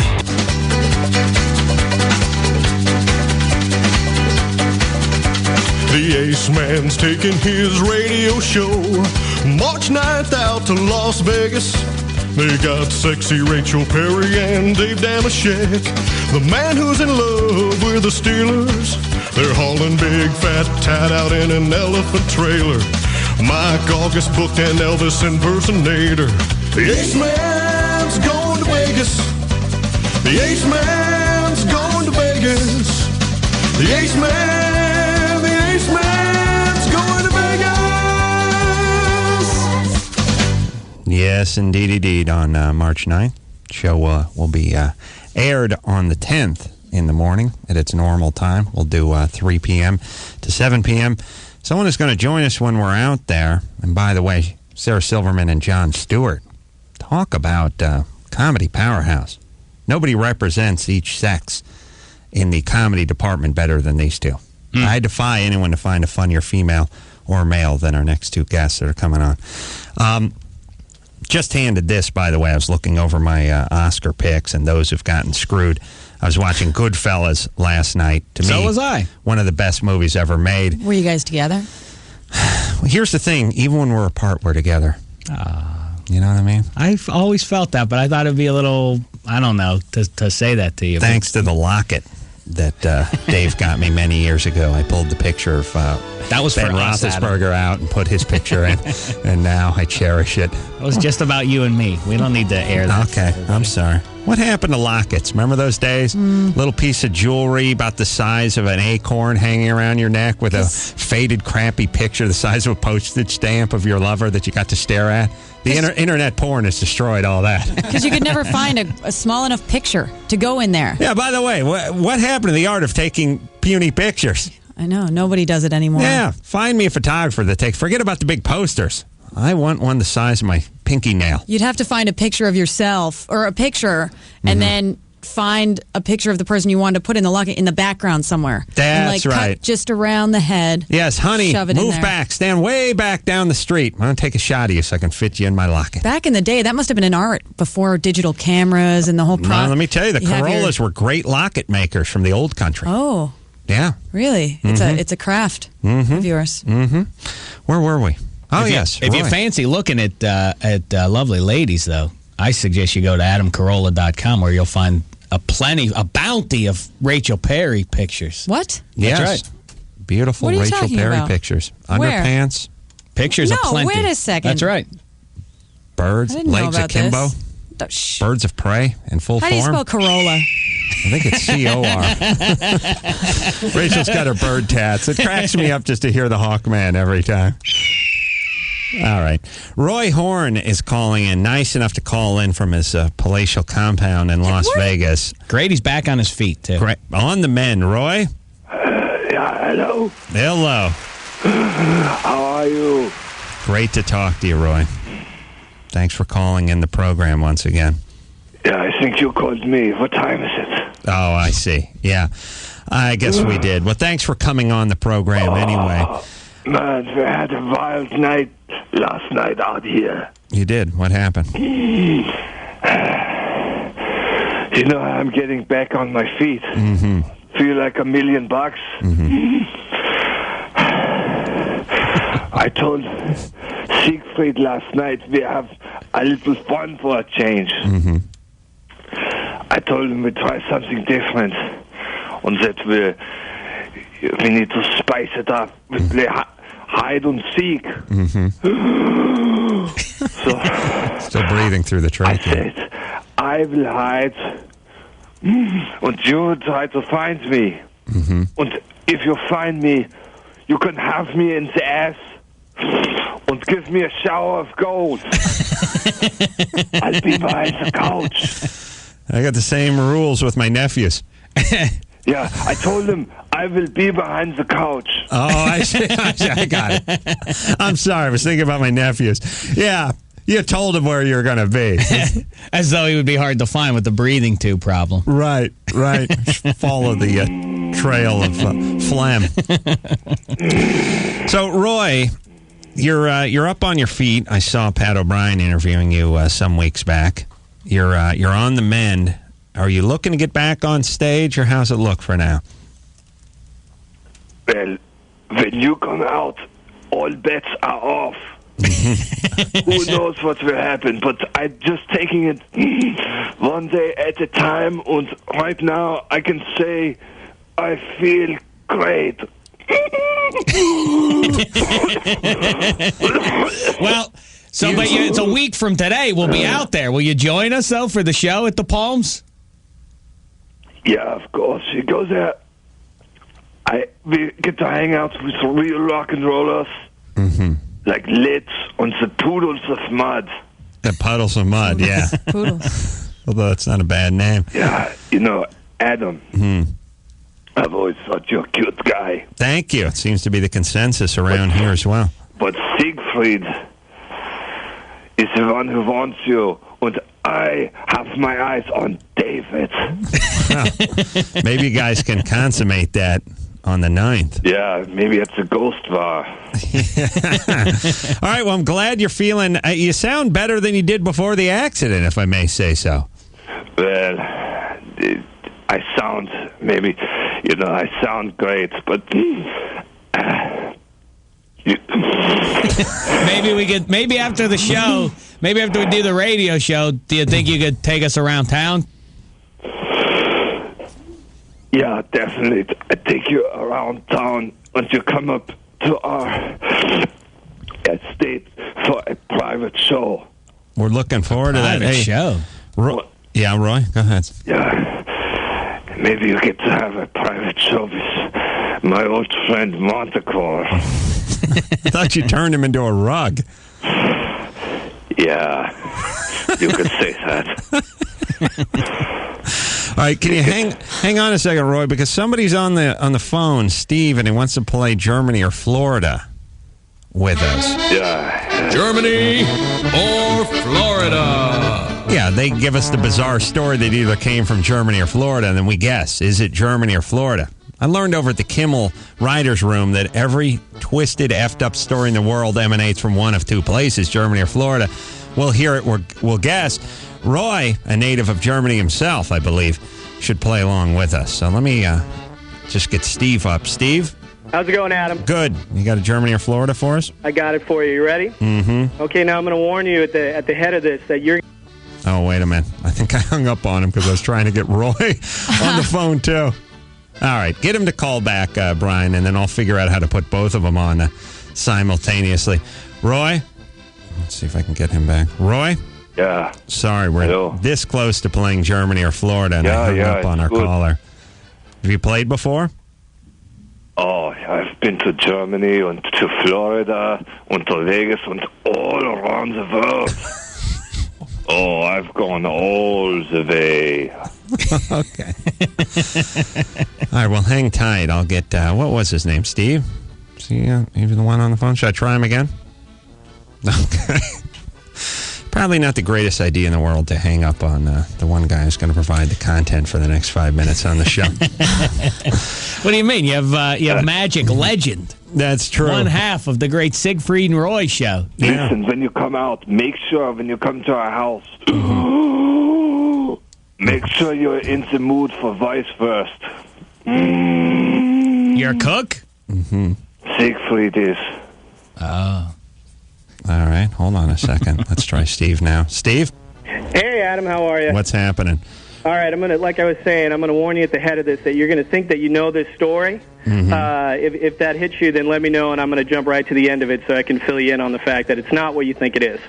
Okay, you ready? Thank you for that confusing precursor. Go ahead, Steve. All right. A gay man who killed his partner, dismembered him, and then froze the body parts to eat later was sentenced to 13 years in prison on Tuesday. Police say that the man's 33-year-old partner had been stabbed to death with a screwdriver and then was sawed into pieces, and his torso, legs, arms, and some of his internal organs, including the heart and liver, had been put into the freezer. Hold on a second. Gay board op, pre-op, board op, Bill? Please stop masturbating. It's distracting. Let me just let him finish the story. He has a different sensibility than we do. Sorry, go ahead, Steve. Some of the body parts were fed to the couple's cats. The two men met on an internet site for cannibals, where the sentencee said in his internet ad that he was looking for a svelte man around 30 for a holiday roast dinner. Oh, If you are between 18 and 25 years old, you are my boy. Come to me and I will eat your horny flesh, his ad said. Adam, do you want to keep going? I mean, there's the Dunkels. They are old neighbors. Oh, really? The Dunkels. They were good people, yeah. You can keep reading if you want, but the Dunkels... I see. So you're saying Germany is what you're saying. Everyone has their little foibles and stuff, but, Right. Like, for instance, I had a neighbor that had really loud wind chimes. I'd ask him to take it down because it would keep me up at night when the wind blows. And you had a neighbor that devoured gay men that he met on the internet. I got to know them because Montecore would always go into their sandbox and take a crap. Incorrigible. I tried to take a leak in Jimmy's kid's sandbox once, and he's still mad about it. Why on earth would he be upset about that? I was trying to go outside like a gentleman. What was I supposed to do? Go on the kitchen floor? You peed in a child's sandbox? I attempted to. Jimmy caught me halfway into it. What a prude! I'm saying, yeah, go ahead. And then you won't. Then you know what? But don't throw a party then if you don't want people to urinate in your kid's sandbox. Okay? You claim that you won't pee. You haven't peed on a toilet seat, but you'll pee in the sandbox where children play. They hardly use the thing. That stuff. They barely use it. Children eat sand. Let them learn about real life. That's what I say. Develop a taste for it young. You were giving them tough love. In tough other words. love. That's right. Steve? Yes. I'm going to go Germany. I'm with Roy on this one. He actually says he knows the family. So I can't go. Yeah, I can't go against Roy Horn. I don't know. This is probably the hardest one ever. I'm going to go Florida. Going Florida. Rachel Perry goes Florida. We all go Germany. Steve, is it Germany or Florida? It is Berlin, Germany. Wow. Of course. Wow. Yes. So sad. And only 13 years handed out. Only 13 years. Well, here's the thing. You sell a couple of tabs of peyote at a Fish concert here, you can get 13 years, no problem. Yeah. There you freeze a gay corpse and feed the penis to your cat same time. That's a shame the Dunkels then won't be available to attend the party next week. Hey, Adam. Yes. I heard your story the other day about how you can't read. Yes. I run a company. We manufacture the multimedia cliff notes on DVD, so you don't even have to read the books at all. Yeah. Can I send one to you? They're called Rocket Books. Sure, go ahead. You did a good job on the Germany or Florida. Can I plug my website? No. Germany. You did a decent job. You did a great job. You got to plug out for your company. All right, let's take a break. Roy? Yeah. Nice job. Hey, listen, we will party down. I am ready. I am back and better than ever. Roy Horn, everybody. Can't wait to hang out with him next week. See him in Vegas on the 9th. All right, we'll be right back after this. It's the Adam Carolla Show. Call Adam Carolla now. 866-901-ADAM. Mm-hmm. Jon Stewart coming up in a couple of minutes. Dear funny friend Sarah Silverman also coming up on the show. A lot of comedy ahead of us. So I figure if John's going to be talking about the Oscars, we should talk a little more movies before we talk to him. One movie I never did get around to pitching to Peter Guber is a little something called Subterranean Parking. This is a powerful movie. Now just dig on this. Each year, Pebble Beach, Northern California. Pebble Beach, the famed golf course. Pebble Beach. Each September, I believe it is. It's the home to the Concours d'Elegance, the greatest car show in the world. Millions and millions of dollars worth of automobiles there. piled high on the 18th green. I've seen it and the fairways. Well, I've been there a few times. There was about $400 or $500 million worth of vintage automobiles there. Everything from the turn of the century stuff to, Ferrari prototypes, racing cars. Many of them being worth $10, $15 million a car. All just strewn across the green there, right up against the ocean. The beautiful Pacific Ocean runs up against it. And little to no security. So here's the story. We start off with Seagal, Steven Seagal. He's an ex-SEAL. He's an ex-Green Beret, Special Forces guy, punched out a commanding officer. Now has been busted. Now he's a whale. He is big. We're going to have him trim up for the part. Oh, okay. He's been demoted to the job of tending to the general's prize Rolls-Royce, 1938 Silver Shadow. He has to wear the old garb, the old outfit, the old chauffeur's outfit, and he's just sitting there and dusting the old general's Rolls-Royce who enters it in the concourse every year. All of a sudden, in the harbor, in the Pebble Beach harbor, a sub surfaces. It's an old mothballed Mariner-class Soviet Union sub that's been hijacked from the former Soviet Union. It's 400 feet long. It could hold 35 cars. And renegades have stolen the sub and are pulling into the harbor. Now they do that thing where the guy gets on the 50 caliber machine gun that's mounted on the top and he starts spraying the beach with cracking the windshields and everything.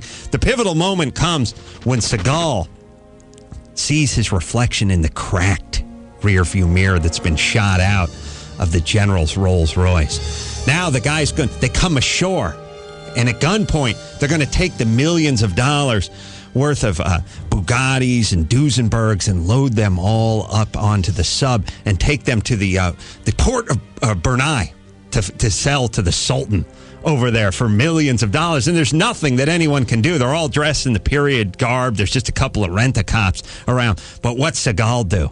Stows away in the trunk. But wait, now Seagal though, he's an ex-SEAL. Ex-SEAL. But now somehow he's wound up. He gave up the life. He was just busted down. Well, you know what he did? But they went on a SEAL operation. One of those ones where advanced, they say, gentlemen, if you're caught, we disavow all knowledge of this mission, in which case I'm not leaving the room. Well, hold on now. No way.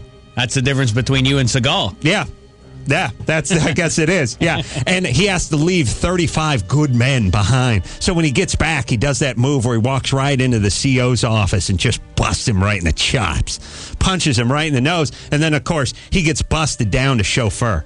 They're going to let him ride out his tour, but his promising military career over. Cut short because he punched out his commanding officer because he had to leave good men behind on a top secret mission.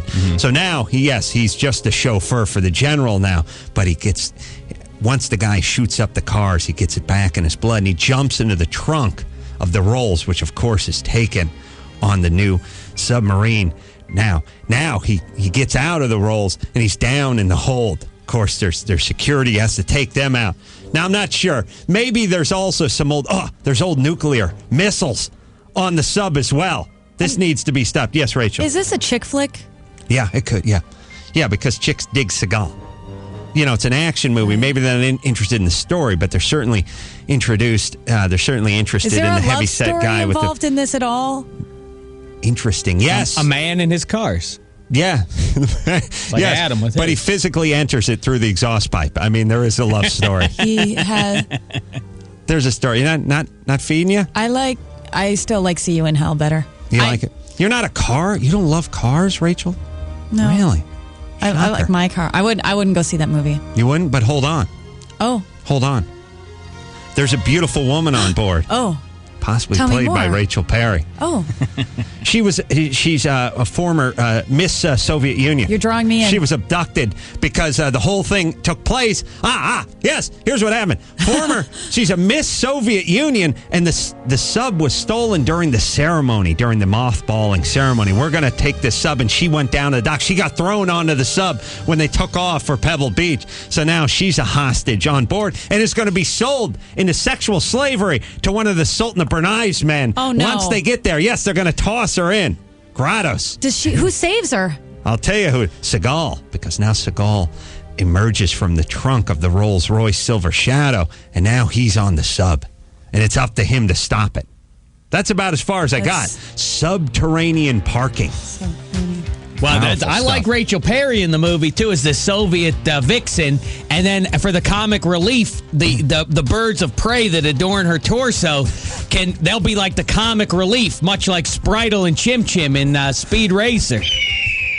Yes. Or maybe they could be involved in busting this crime. Can you do a Soviet, can you do an accent? All my accents sound the same. Let's hear it. Let's hear them. They sound Soviet. Which give me something to say. I don't know. We have to deactivate the nuclear missile or we'll all die. Quick, we have to deactivate the nuclear missile or we both die. Yeah, that's good. Okay. They all sound Latin. That was good. That was good. Now this time try it again, but have fun with it. I mean, I really want you to sell it. Just really sell it. Hurry up! Yeah. We have to deactivate the missile or we will both die. That's good. Try this now. Try it. General Tchaikovsky, you will now meet your fate at the hands of my birds of prey. General Tchaikovsky, you will now meet your death at the hands of my birds of prey. See, I don't do accents. That turned a little Asian. I told you, they all kind of go listen, we Asian, get you, Mexican. We get you a coach. Gay. You guys worked the Berlitz tapes for a couple of months before we start the shooting. We let you and Seagal hang out for a little, catch each other's vibe. Talk about how you can talk about how Seagal. Was I nervous when I met Steven Seagal? Sure, I was. I mean, but he is such a giving actor. Talk about how generous he is. Yeah. Steven. Yeah, Steven. No, you don't call him even Steven. Steve. All right, we will. Heard Dave on locale in San Francisco station. Let me figure out what this call is. What? Jon Stewart going to be in here in a second, or at least on here in a second. Janet? Hey, Adam. How say you? Well, Dave, I have a bone to pick with him. Uh-oh. Go ahead, pick away. The local radio station that he was on, I called you guys a few months ago about a local radio station who was bashing you, Adam. Mm-hmm. That was the show Dave was on. No way. Dave bashing me on it. it. Was. No, I wasn't bashing you. What? I know. What gives? I don't understand. Dave, were you doing some moonlighting on us? No, I was instructed by your friend over here, Bruska, to make time with them. Yeah, how'd they bash us? Here's the deal. We wanted to promote Vegas, so they asked, actually us, for Dave to come on this guy's show. Is it London or something? Yeah. It was John London. Okay, so they asked Dave to come on, and I had no idea they had bashed him previously. Otherwise, it would have been a different tone in that phone call. All right. Exactly, because the thing is, because you went on there, I didn't hear all of it. I only caught the end of it, and I was like, oh, my God. You know, because I had called and told you guys about this months ago, and then I hear Dave on there, and you guys are all, and he's basically, telling Dave to bend over. I mean, he's royally kissing your ass. Mm-hmm. I like if you that. will. Yeah, well, look, here's the thing. We've talked about this before. Everybody does that thing where they run up to everyone, whether you have a radio show or whether you just work in a business, and they run up to everyone and go, did you hear what Tammy was saying about? Oh, you should have heard. You should have heard. You should have heard. It's a horrible impulse. I don't give a rat's ass what people say about me. I really don't. And if you don't listen to it and you don't talk to them, it doesn't exist. You're a bigger man than I. I just don't. I'm a lazier man than you, is what it is. No, it burns a fire in my belly. There's too much TiVo out there.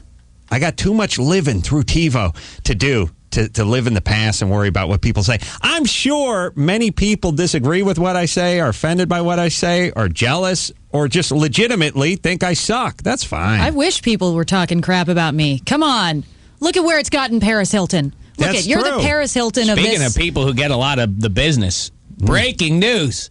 Brittany and Kevin may be done. Oh, really? Brittany's showing up, not wearing the ring. That's what Ted Casablanca from E! told us the other day. He hinted at this. Now, Federline's been spotted with some Frenchie lady. Wow. Who knew these two wouldn't go on forever? And dude, I think she's pregnant. Yeah. Have you seen these pictures? Showing a picture of the Star magazine. She's well. Okay. We got to, thanks. We're all over the road now. First, we don't care what people say. Secondly, Brittany may be done. Brittany may be done. I am moonlighting, and I didn't mean to do so. That's fine. I'm outraged. Look, say whatever you want. I feel dirty. Don't care. take a rape shower. Jon Stewart is coming on after this, and then, of course, Sarah Silverman after that. This is Howie Mandel. Call Adam Carolla now at 1-866-901-ADAM. I don't know why. He just told me to tell you to call him now. What am I, his receptionist? Jon Stewart.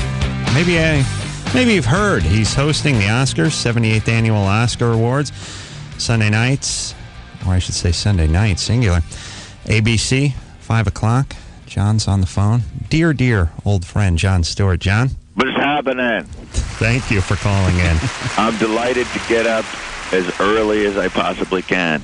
I know your schedule must be hell, and we do appreciate you finding time for us. It is hell. You know, Adam, when you're trying to captain an award show,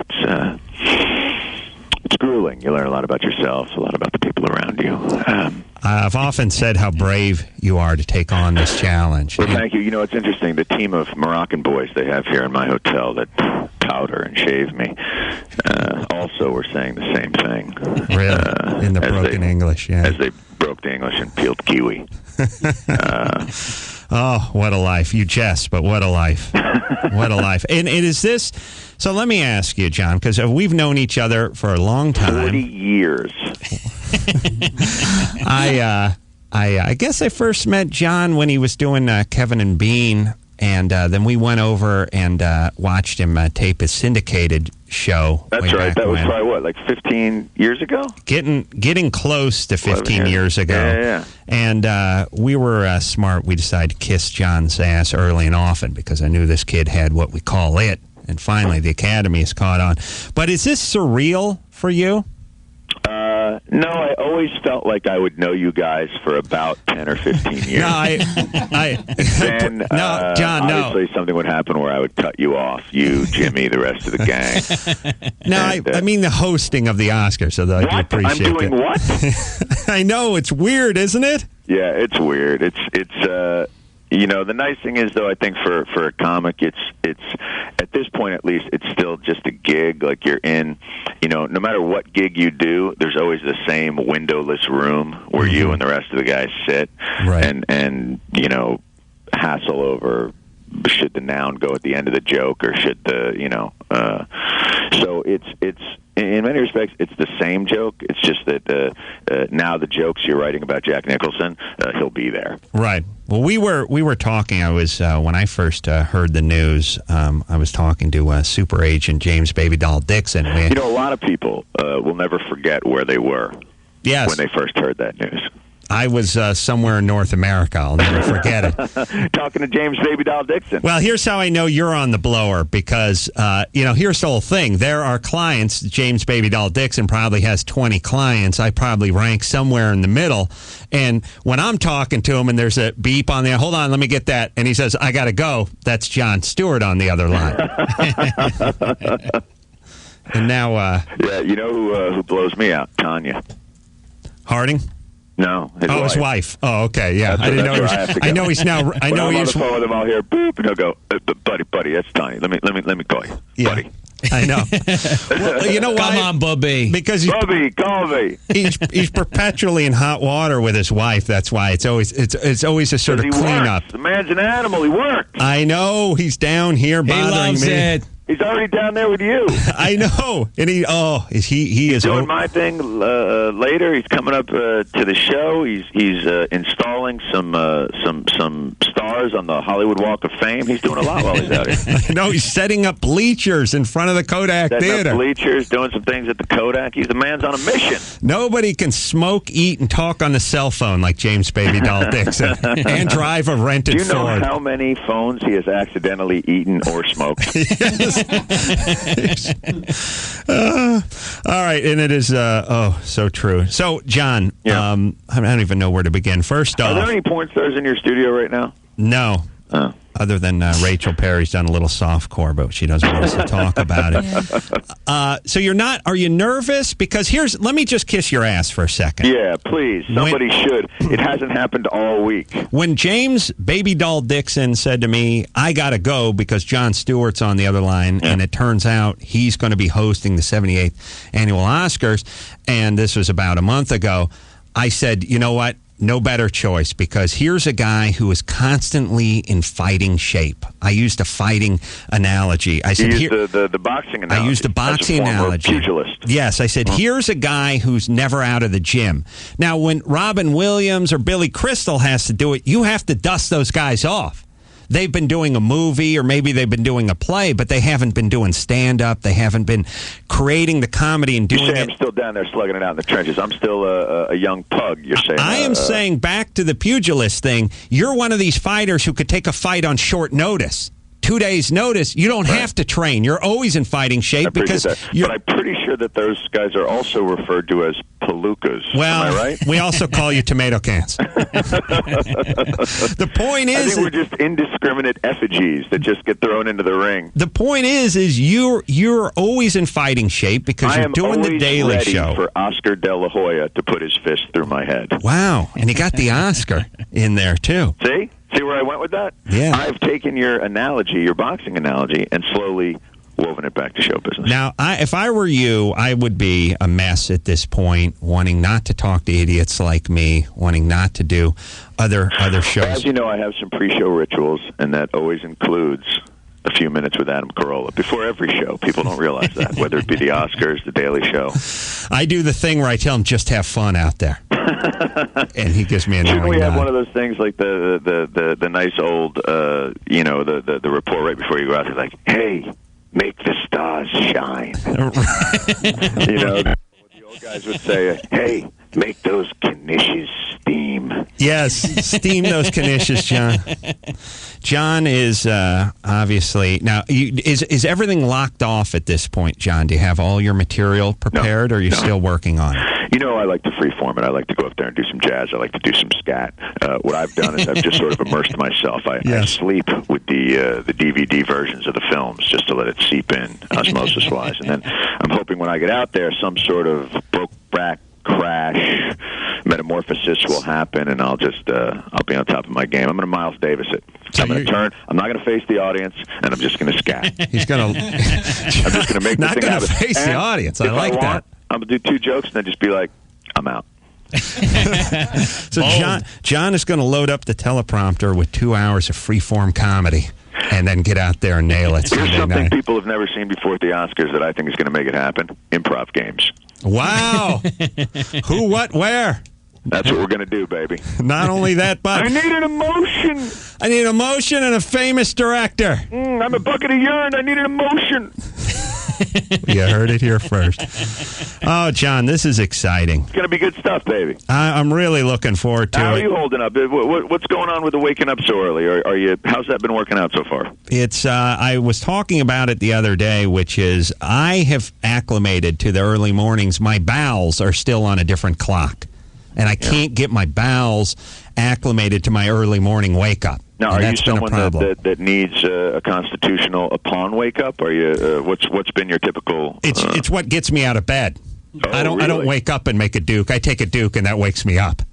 Now that's as you know, that's an unusual. Most people need some sort of whether it be coffee or cigarette, some sort of impetus. Yeah. But yours is that's what. Boy, do you have a snoozer on that? Can't you just? Yeah. Can't you just hit that and bar. go? Give me 10 more minutes. Yeah, it'd be nice. Yeah, my wife would like me to do that too. Yeah, John is a former smoker. I know there's nothing that gets you kick-started like a cigarette and a cup of Joe. Oh boy. Oh, I know. I still look at it and just I see people. Although it's certainly much more rare now. It's like the red-tailed lynx. Like occasionally you see one in a zoo, but it just doesn't. But somebody just sitting outside with a coffee and a cigarette, it it looks good, doesn't it? It's good times. John, I was wondering, are you going to be making eye contact? Will you try to avoid eye contact with the Eastwoods and the Hankses and Spielbergs, or look over their heads, kind of thing? thing? Who am I speaking with? Because now the vocal tenor has changed, and now I don't know who I'm speaking with. It has. Most people think it's exactly the same. Is that true? This is Dave. Yeah, everybody Dave thinks Damashek, everybody thinks that I'm doing an impression of Carolla each morning. No, for 4 no, hours a day? I heard a younger person whose soul hadn't been crushed by the business yet. Yeah, that's Dave Damashek. Yeah, where is the sight line? Are you going to be nervous? Is it going to be tough to look down and see all those faces? I never look in the eyes. Smart. Oh, that's right. Your back's going to be sadness and disappointment, whether it be Nicholson or some Joe who came in from Jersey to see your show. Like, that's not, to me, the magnitude of the star who is disappointed in you has no difference than somebody who took a train. And as a matter of fact, I care less about probably them than I do about people who come to the show, just because they've made an effort. These guys are going to be there anyway. Plus, they're also coked up. They're not going to remember the evening anyway. Are you talking about my fans or the... Yes. Oh, no, Jack and company. I am thrilled to death for you, John, and I just think this is one of those things that you put on your mental resume that you can always say you did. It's like playing in the Super Bowl. I mean, it's just one of those. Put Oscar's head up in your rec room. Goes on the wall next to the white tiger and the hippo. I just hope you're enjoying it and letting it all seep in, John. I really do. I have never enjoyed anything more. Really? No. I know. It's got to be. You know what, man? It's been a lot of fun. It's been slightly surreal, but for the most part, like I say, we're just having fun sitting in a room, jamming out the jokes, and hopefully that night will be a good time. And an interesting, bold. I know we're running long here, but I have so many thoughts on this. It's a very bold choice by the Academy to go with the hipster Jon Stewart, the comedian's comedian. I'm curious, how did that come about? Is there other people they passed over? Did you hear anything about that? I'm assuming so. I'm assuming that it was the opposite of, as you would say, Passover. I was the only door that didn't have the lamb's blood on it. So basically, they just came to me and went, all right, I think we got a firstborn. And, John, when are you going to start spending some money? James Baby Doll Dixon says you're driving around a stripped Jeep Cherokee. Dude, I'm up. That is so not the case. He says you won't part with a penny. Volvo SUV. Dude, I got a Volvo SUV with 2 car seats, not just 1, 2, and those bitches are plush. I'm talking about the fat car seats. I'm talking about the kid car seats lined with velvet and whatnot. James calls me every day and he calls me Baby Doll too, and then I call him Baby Doll back. But he's like, Baby Doll, John won't. He's pinching those pennies. Not at all, baby. I am throwing. Do you know how many SpongeBobs I have in my apartment right now? And not just the little plastic ones, dude. I got the big one. You know how many sponges I have in my family, by the way, speaking of money? I'm just saying, John, you got more money than God now. Part with it. Enjoy yourself. Live. We've been enjoying ourselves like crazy, and that's what money's for. Money's there to know that you're able to hoard it. Yeah.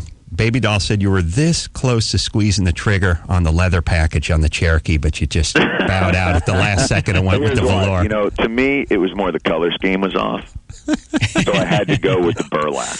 I'm just saying spend and enjoy, John. I'm looking forward to it. Maybe I'll have you build me something. I will definitely build you something, and I'd love to hook up with you and your beautiful wife next time I'm in New York. Don't make it sound like that. You know don't make it sound like a key party. Oh, his wife makes bikinis. The last time I was at your house. Yes, she made bikinis. She was explaining to me that she made bikinis, and I was very intrigued. Yeah, she knows how to make them. She's a beautiful, beautiful woman. No, I like her very much. All right. We will. Thank you, John. Good luck to you. Not that Thanks, you need Adam. it. Good talking. Make the stars shine. That's right. That's right. Steam those knishes. Jon Stewart hosting the 78th Annual Academy Awards. Sunday nights, or night. Well, it's every Sunday, every year. ABC, 5 o'clock. Also, he's going to be on Jimmy Kimmel's special post-Academy Awards show Sunday. So you don't want to miss that. Speaking of Jimmy Kimmel, Sarah Silverman coming up after this. Yo, this is David Allen Greer. Call Mr. Adam now at 1-866-901-ADAM. That's ADAM, as in motherfucker. Mm-hmm. Sarah Silverman coming up in a few, but first, it's time. You just saw her? I just saw her. Oh, she's here. Very exciting. Beautiful. Flawless. Never seen a blemish on her skin. Her skin is actually fantastic. No makeup and beautiful skin. And she has fantastic oral hygiene. Oh, believe me, her sonic hygiene, is the best. She likes to take water picks and spray them in people's ears. She found a piece of wax in my ear once and almost killed me trying to get the wax out of my ear.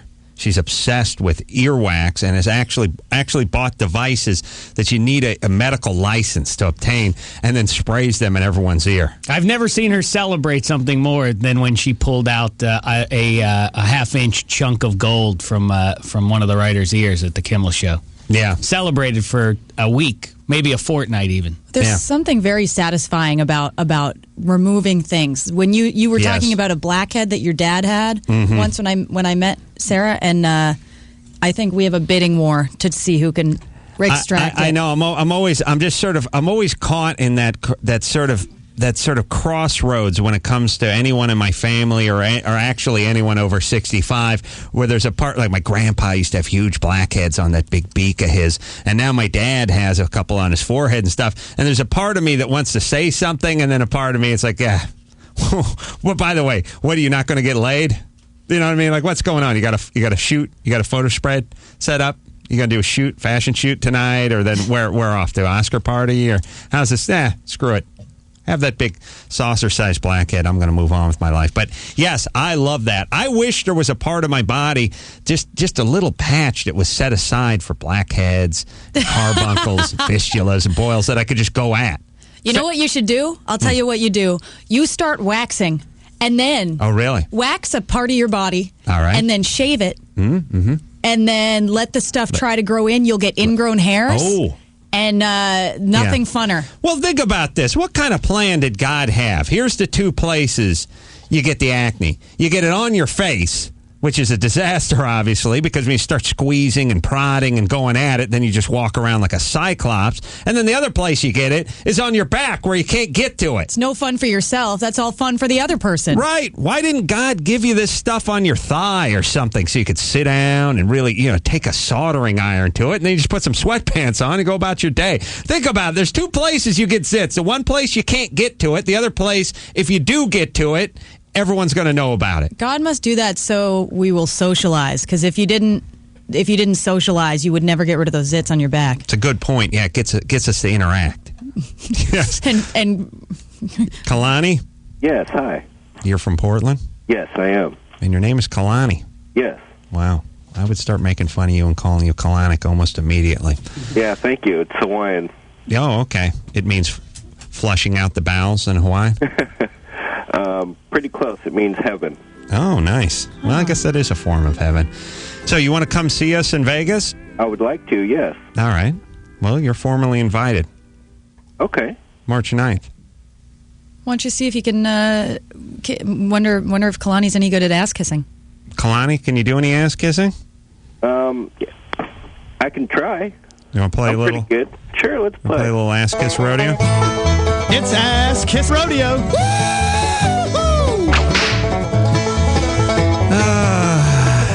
I got some twins coming. I really think that's the way to go. Have them both at the same time, yeah? Oh, twins are the best. They're just the best, especially blondes. No, I don't like the Aryan theme. No, there's not, because there's 0% chance that your children, Adam, will be blonde. That's right. It's a good point. My wife has dark hair. Hey, Michael Jackson's children are blonde. Why are you any different? Well, what makes you think you're any different than Michael Jackson? I actually asked my wife. I think that's the difference. I think that's a small difference between me and Michael Jackson. Just a small one. All right. Hey, Kalani? Yes. We'll look forward to seeing you out there, but not participating for the coveted Ass Kiss Rodeo belt buckle. All right, I'll keep working on it. Please do, and we'll see you out there on the 9th. All right, now it is time for young Rachel Perry and her news.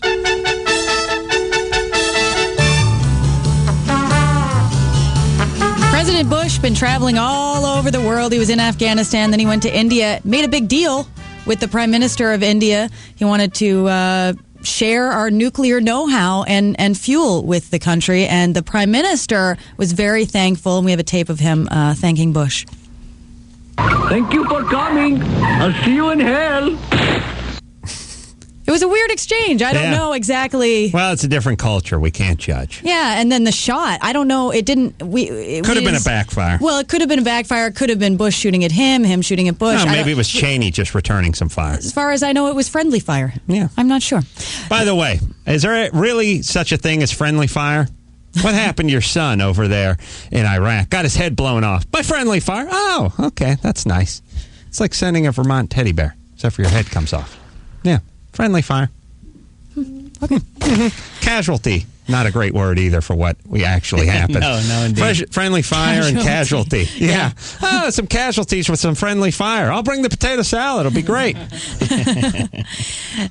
Huge uproar going on about this videotape that was released of a conference, a video conference that happened with the president. Former FEMA director Michael Brown was there, and a bunch of other people. It was released to the press, and it basically shows that Bush had knowledge of. And Kid Rock was in there too, right? Or is that another story? Well, this is the one tape that Bush didn't want. Yeah, there's another tape that Bush doesn't want released. I got a little taste of that for you right here. My gut was that this is a bad one and a big one. I don't think anyone can tell you with any confidence right now whether the levees will be topped or not, but that's obviously a very, very grave concern.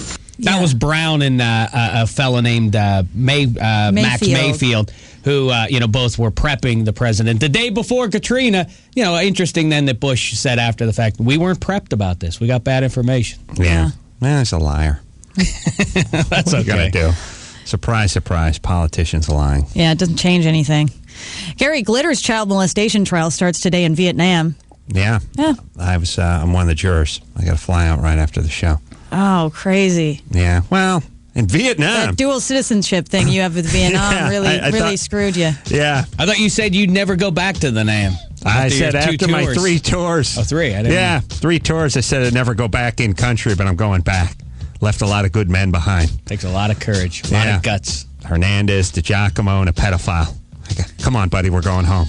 To molest kids. What's up with it? Didn't he get arrested for this about 8 or 10 years ago in England? Yes. It's just brutal. Well, there's a whole trade over there, and again, we can't judge if you want to sell your 9-year-olds into sexual slavery. That's your business. It's a cultural thing. There's no good or bad, as I've learned from the left elite in this country. We cannot judge about other countries' cultures, but they do this in these very impoverished countries. They sell their kids, and tourists. There's a whole sexual tourism thing. Obviously, you can't buy a 9-year-old in Alabama or in London, but you get on a plane, you go to Vietnam, and there you go. No, you can't, though. Actually, I was watching TV. I heard that it was a crime for an American to go to another country for the purposes of having sex with children. It absolutely is, but they think they can get away with it. Here, there's no shot of you getting away with it. There, millions of businessmen do it,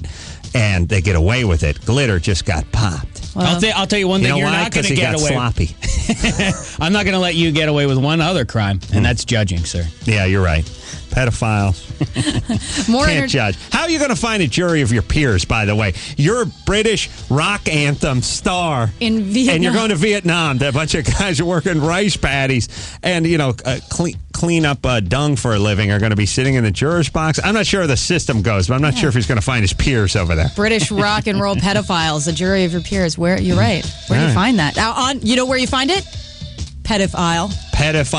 Good point. Nice callback. That movie's getting better and better all the time. You're warming up on it, aren't you? Yeah. National Enquirer says that they have pictures of Clay Aiken stripping on a webcam from a website called manhunt.net. I can't confirm that it is him, but looks close. Yeah, what they do is they show a big picture of his face. Hey, that's Clay Aiken. And then they show a picture of a guy's abdomen with his shirt off. Yeah, and you're supposed to do the math. Oh, that must be his abdomen. Ooh. Yeah. Interesting. He may be gay. Jessica Alba is threatening to sue Playboy for putting her on the cover. They put her on the cover. Everybody's sort of feeling deceived that she's not naked in the magazine. Yes. And she says that they didn't have permission to even put her on the cover. So I'm thinking about suing them as well. Well, they put hot chicks on the cover, and then you get the magazine. It's not in there, and she's not naked. Yeah, forget about her lawsuit. What about the Ace Man versus Playboy? And then I'm also including all sorts of. I'm doing this whole thing where I'm suing everyone. Is this going to be a class action suit? Yes, I'm suing the manufacturers of Kleenex. We're all going to get $2 out of this. I'm going to get an email telling me I have $2 because you sued Playboy. You'll get it in the mail. Yeah. Well, if you were affected adversely by it. The first ever rap performance is going to be happening at the Oscars for a song nominated from the movie Hustle and Flow. It's called "It's Hard Out Here for a Pimp," and it's got all sorts of swear words in it. But they're going to have to cut some of those out. We've received, the version that they're going to use in the show. Okay.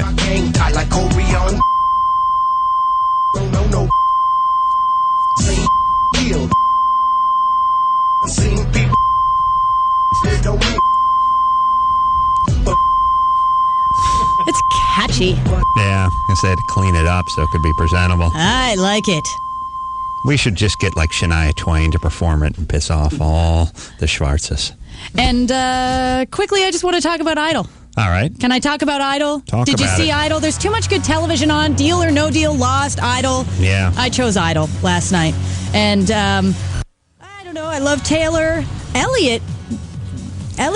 Have you seen Elliot? Chicken Little guy? No, that's Kevin. Elliot's the guy that's got the weird. He looks like a Mennonite with the big ears or something with the weird beard. Yes, it's like a brother Hezekiah to the barn. And he's a fantastic. Post haste. We're making buttermilk, and then we're raising a barn. Fantastic singer. I love this guy. He's good, but that facial hair. Listen, guys, with those crazy beards with no mustache or squiggly pork chops, knock it off, would you? Oh, you know what, though? I don't like what it. I didn't like is at the end of his performance, then Randy Jackson does his thievery called the Dog Pound that he stole from Arsenio Hall. I wanted to steal it as well. Brusca refused to get me a Dog Pound. All he got me was this dumb fish tank, but I make it work anyway. How say you, fish tank?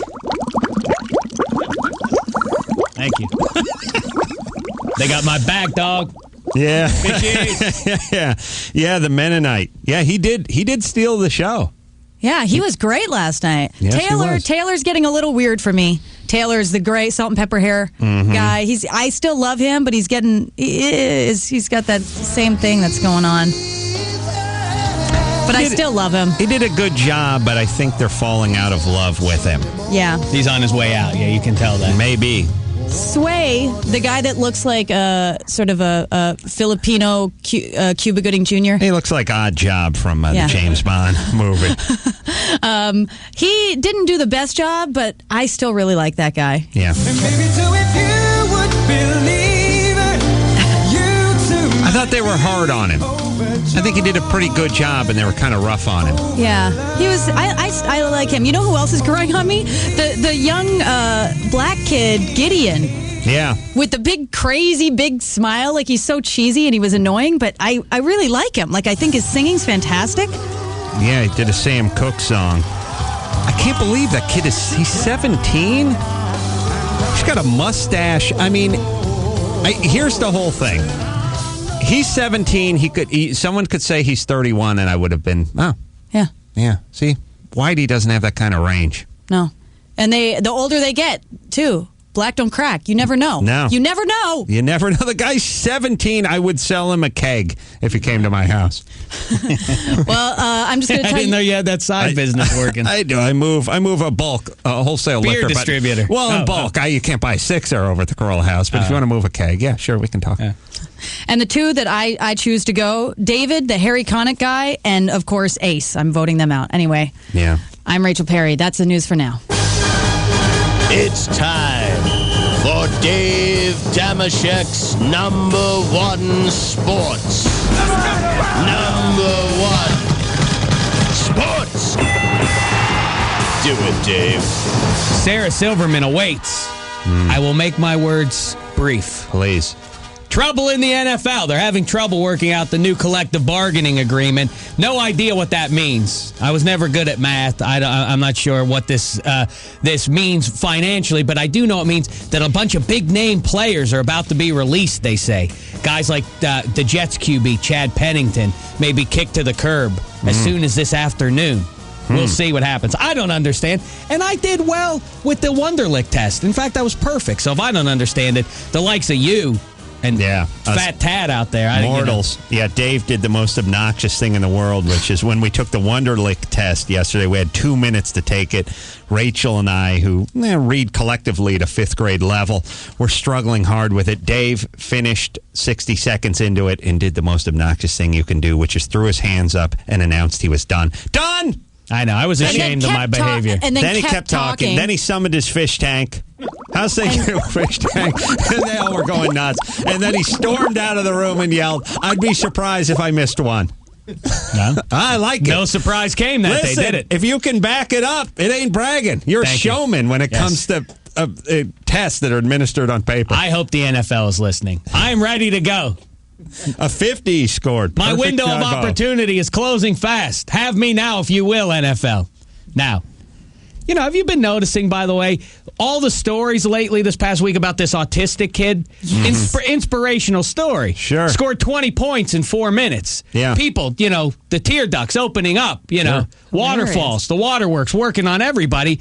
I got to say, good for him, but it makes me feel bad about me when I see this happen. Yeah. I never scored 20 points in a game. It's one thing when Kobe Bryant scores, 58 points in a game. Listen, he's 6'7", Right. He's got more athletic. He's faster. He can jump, over the backboard. Right. There's a reason why he's better than I am. This just makes me feel low. Please, can we stop talking about this story? They're making a movie.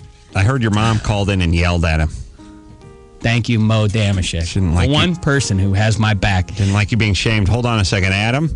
Yeah. You say that dog means fish in Hebrew? Yep, that is. Wow. With a dalid, little off sign, then you got a gimel, bam, dog equals fish. So I heard that. Maybe Brusca just thought he was speaking a little Jew speak. Yeah, Brusca, the Italian Jew from Long Island. That happens sometimes. All right. Thank you, Adam. Appreciate that. Jew speak, he says. All right. Humiliating loss last night for Kobe and his chums up in Portland. Trailblazers, garbage team. They dumped the Lakers. Had enough to beat them. Brighter news, though. Suns have won 8 in a row after last night's victory. Golden State won, as were the Kings of Schwarzenegger winners. Meantime, LA's favorite team, the Clips, they kept on rolling.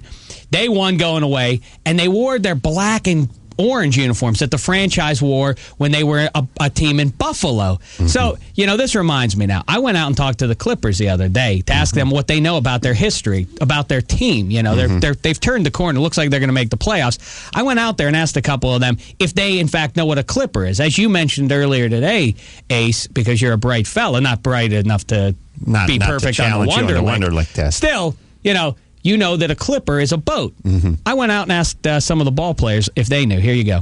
I'm Sean Livingston. I'm point guard from the Los Angeles Clippers, and I came from Peoria High School in Illinois. All right. Let's start out with an easy one. What is a Clipper?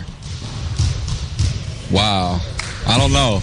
That's something that I'm still trying to figure out. Everybody, says the barbershop, but I know it's not that, so wrong one to ask.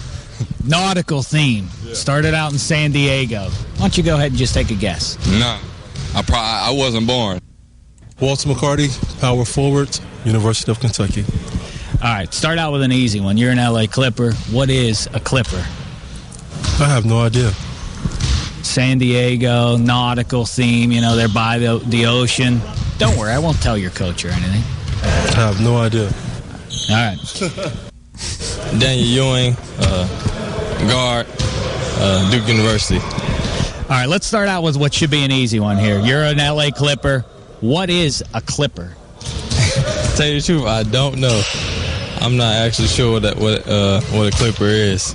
Well, it's the team. The team name came from San Diego. Nautical theme. If that gives you a clue. You gotta better explain nautical too. Nautical. Well, I think that's a venereal disease. That's 0 for 3. Chris Kamen, though, comes to the rescue. Central Michigan University center. You're an LA Clipper. What is a Clipper? A ship.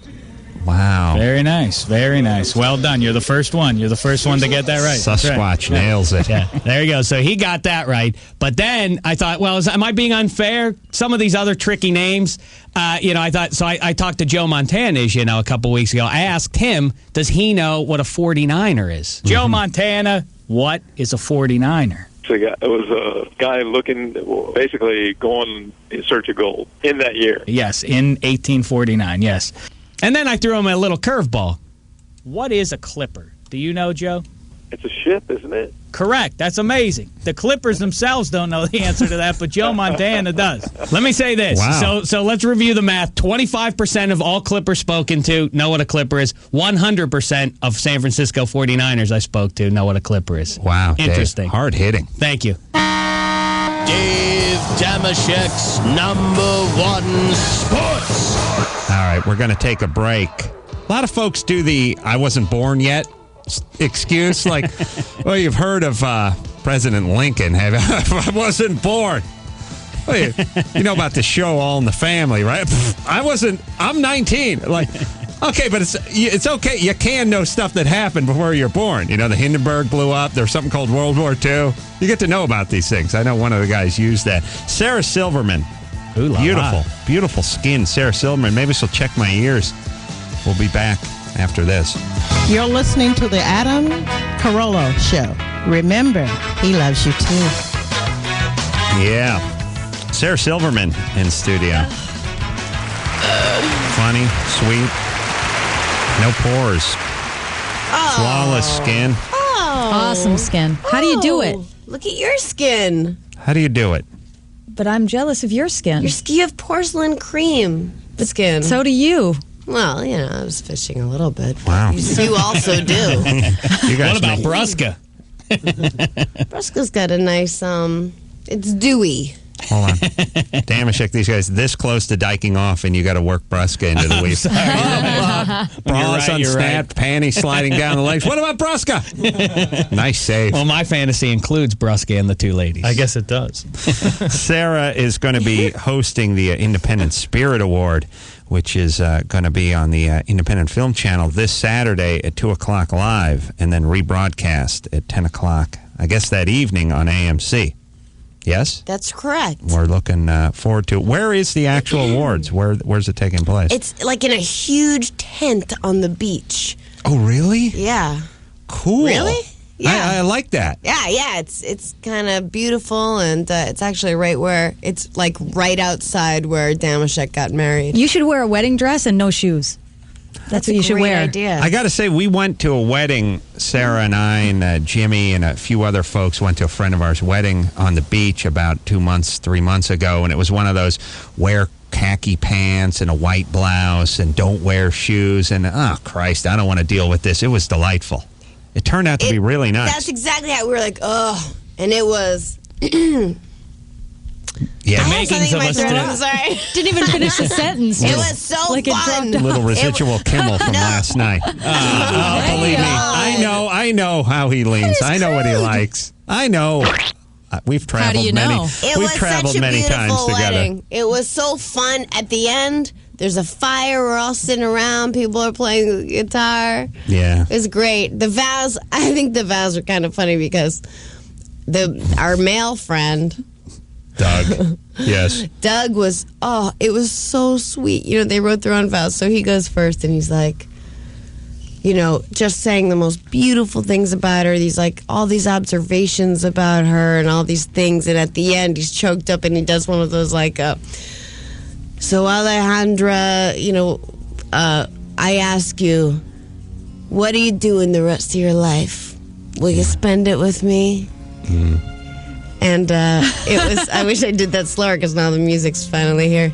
But then her saying yes and me and Kimmel vomiting in the background were the only sounds you could hear. So he does one of those, and then it's her turn, and she's like, "Dog, you are responsible. I can count on you." She sounds like Drago from Rocky IV. No, you come from sturdy stock.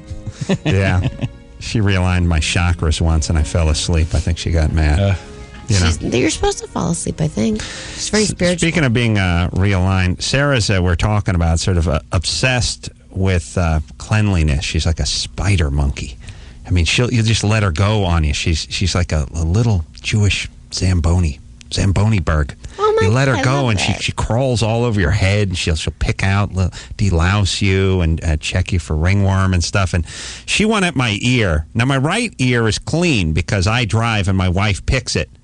while I Right, drive. right. In order to get the left one out, I guess we'd have to move to England. But I drive, and she picks at my right ear while I drive, which is perfectly safe, me closing my eyes and wincing and buckling toward the What toward does the she right. use, a finger? Yeah, she uses her finger, sometimes a pen or something like that. But the left one... Out of control. Out of control because become she part can't of get the to it. ear. It's like what's the rock that's layers and layers and layers? Sedimentary? Sedimentary. She went at it with a water pick in Kimmel's bathroom some years back, and to no avail. Could not pull the sword Well, from wait the a minute. rock. I got some gold out of Bresca's ear, I think, didn't I? Yeah. I was wondering, Oh, no, Shrifty. I was wondering what happened to his brain. Shrifty, I'm sorry, Dal. My ears are clean. I'm sure yours Wrong are clean. midget. It doesn't mean that you're dirty if you've got stuff in your ears. Personally, I don't have anything, and maybe that's why I've developed this passion What for else? others. What else are you obsessed with? I just want to know if does it get to the point where you're like looking at Jimmy and you find a spot and you're staring, like you can't think about anything else until you get rid of the things, like a zit or a Much on his blackhead or a face. No, yeah, his ears, like mine, don't get too much, and that's why we both share this obsession. Oh. But while he's brushing, well, I might get punished. Go for ahead. this. Go ahead. While he's brushing his teeth, washing his face, whatever, I get behind him because he's got his shirt off, and I go to town on his back. Yeah. If you can get through that thick pile of carpet, you can find a blackhead or two. Oh my God! And it is that carpet that gives us that blackhead or two, that ingrown hair. Yeah, and it's so many seeds. Yeah, but Jimmy's into cleanliness as you are, Yes, right? I mean, yes. he's kind of fastidious with that. You know what he kind of does stuff. when he gets out of the shower? He does both Q-tips at the same time, which I feel like is dangerous. Like Yeah, I he get does them. nervous when I see it. Yeah, it's like he put his head on a spit. That's what it looks like. He's like, does that. Eventually, his feet are going to fly up and he's going to turn over one day if he does it hard enough. Or I'm just waiting for him to pull one through and do it and have it. Ba-da-da. Yeah, he's very clean, although I'll tell you, the kid's got range. I will tell you that because one time when I was traveling with Jimmy, and we were staying at a motel in the Seattle area, we were sharing the same bathroom, and the tub was clogged up, and he had to take a shower before me. So when I got in there, the water was up to my shins, and after I got in there and began my shower, he'd explained to me that he'd pleasured himself into that tub. I'm just saying most guys don't have that kind of range. That's all I'm saying. Most Wait guys a minute. I thought it was the other way around. Oh, are you what? Me doing it to him? I thought it was the other way around, and it's like, No, it went this way, sadly. Talk to my shins. They'll back me up. When you say it went down the drain, he pleasured himself and it went down. How dare you? I think that may have got bleeped out. All right. We will take ourselves a quick break. I know. This is not the Independent Spirit Awards, evidently. No, I can swear on those. Not that I'm a swearer, but I can say, anus. We don't have the allegiance to art that they do. That's the Independent Film Channel live on Saturday, 2 o'clock, and then rebroadcast on AMC at 10 o'clock. Take a quick break. Be back with more Sarah Silverman after this. You're listening to the Adam Carolla Show. He's so hot. Sarah Silverman in studio. She's checking Rachel Perry's ear as we speak. It feels so good. Sarah's going to host the 2006 Independent Spirit Awards, which is going to be on the Independent Film Channel Saturday, 2 o'clock live this Saturday. It's going to be crazy, you guys. Hey, crazy. Man. It's going to be a party. Party on the sand. And then the rebroadcast at 10 o'clock on AMC. Just a little time left. Sarah, how about we've been doing this, putting people on the spot. You rate the guys in the studio here. Damashek was incensed. You could rate Rachel as well, actually. Damashek beside himself that Brusca scored higher than him a time or two. I remember. That's ridiculous.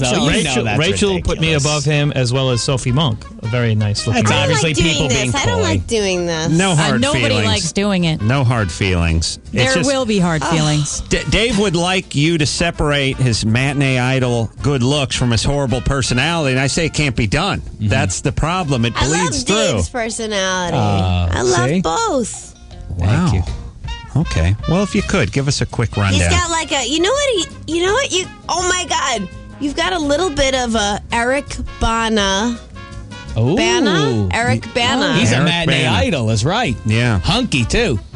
Girls walk out of Munich, they go, it's terrible what happened, but Eric Bana, yeah. holy crap, that Eric Bana. Eric Bana meets an unattractive guy with a bald spot. You have that going, yeah. Well, look, I'm the ugly Pete Sampras, according to Kimmel. Again, does he have to put ugly in front of Pete Sampras? You're going to say you look like Pete Sampras? No. Is he going to offend Pete Sampras? Really? I would argue. Can you say ugly and then say you look like this person? I'd like to defend Jimmy there. It's horrible for him. Because yes. Pete Sampras is looked on as being a very handsome man. So to be the ugly Pete Sampras, you're still pretty handsome. I'm just saying, is it important to really focus and hit the word ugly as hard as he does each time he says Pete Sampras? And Pete Sampras, an attractive man, but you don't say, oh, well, he's no Brad Pitt or Pete Sampras. It's not even thrown in that up in that league. Hey, all right, Ace, quickly. Please, let's get back to Get to the list. talking Let's about do it. how I'm like a matinee idol. Include Kimmel into this mix. You can start with Tad. Don't get the easy one out of the way. Don't drive her. Go ahead, Sarah. Tad's got a delicious. He's lost so much weight, and he's got a great attitude about it. Still, probably. What are we going? Bottom to top? Yeah, start at the bottom. Oh my around. God! It's like, does August count? Slim pickings. Yes. All right, let's go. Booker August. I would go. Tad might be first. All right. August First, 2nd. number one. August number 2. August. Mm-hmm. Maybe Lynch. 30 seconds. We got to wrap it Breska. up. Breska. Oh, smart. Come on. Smart. Adam Damashek. Wow. Finally. Finally, someone has the guts to tell the truth. Yeah, but I was number one. Oh, okay. Sarah, and you are the loveliest of all the comedians. Thank you. Yeah. Oh, and oh my God! Obviously, Jimmy's number one. Oh, Number yeah. one. And now you've lied again. Yes. No, I haven't. He is the cutest. Move over, Lisa Lampanelli. Sarah Silverman, number one. She comedian. is funny, that Lisa Lampanelli. No, I mean men or women. Men Sarah or women. Silverman, Beautiful. number one. All right, we need to take an extended break. Am I leaving? No. I mean, yes, but we all are. I want to thank Sarah Silverman for coming in. 2006 Independent Spirit Awards, Saturday. It's all the same stars as the Oscars, by the way, if you're into that. Plus a few A-listers. Roy Horn for calling in on the men. Jon Stewart, speaking of the Oscars. That'll be at 5 o'clock on ABC on Sunday. Robert Wuhl, he's going to be at the Comedy Magic Club, Hermosa Beach tonight. Peter Guber, Sunday morning shootout. Sundays, 11 o'clock on AMC. Lemmy from Motorhead, the band Van Stone, and the great aforementioned Jimmy Kimmel in here tomorrow. Wow. Yes. Can I say mahalo with you? Yes. So until next time, this is Adam Carolla saying mahalo.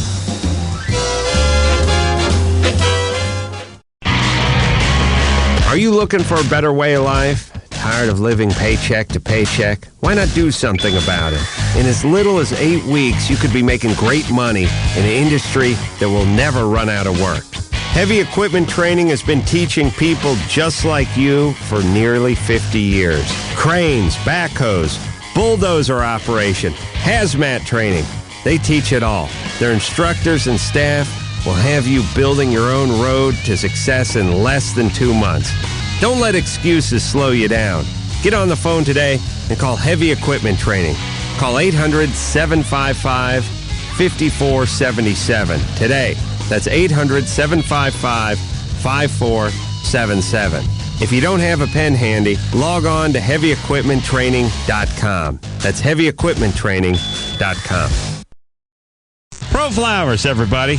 Pro Flowers offering 2 dozen assorted roses, $29.99, well under $30, plus a free vase, $10 value. I got the vase. You don't throw it away when you throw the flowers away. No. It's glass. Pro Flowers. Wow, I like just impromptu jam. Free jam. 2 dozen if you call now. That's right. You got to mention whose name, Shaq? Adam Carolla. That's right. Pro Flowers. Go to proflowers.com, and before you do anything else, click on the microphone in the upper right-hand corner of the screen, type in my name, Adam, and that's how it works. You get the free vase, $10 value. $29.99. 2 dozen roses. That's proflowers.com. Kick it into high gear, Spider. Yeah. 1-800-PRO-FLOWERS and tell them Adam sent you. Register to win the trip now. Be caller 10 to KUFO 503-228-4101 or 1-800-344-KUFO. Too lazy to pick up the phone? Go to Area 101 on KUFO.com for another way to win.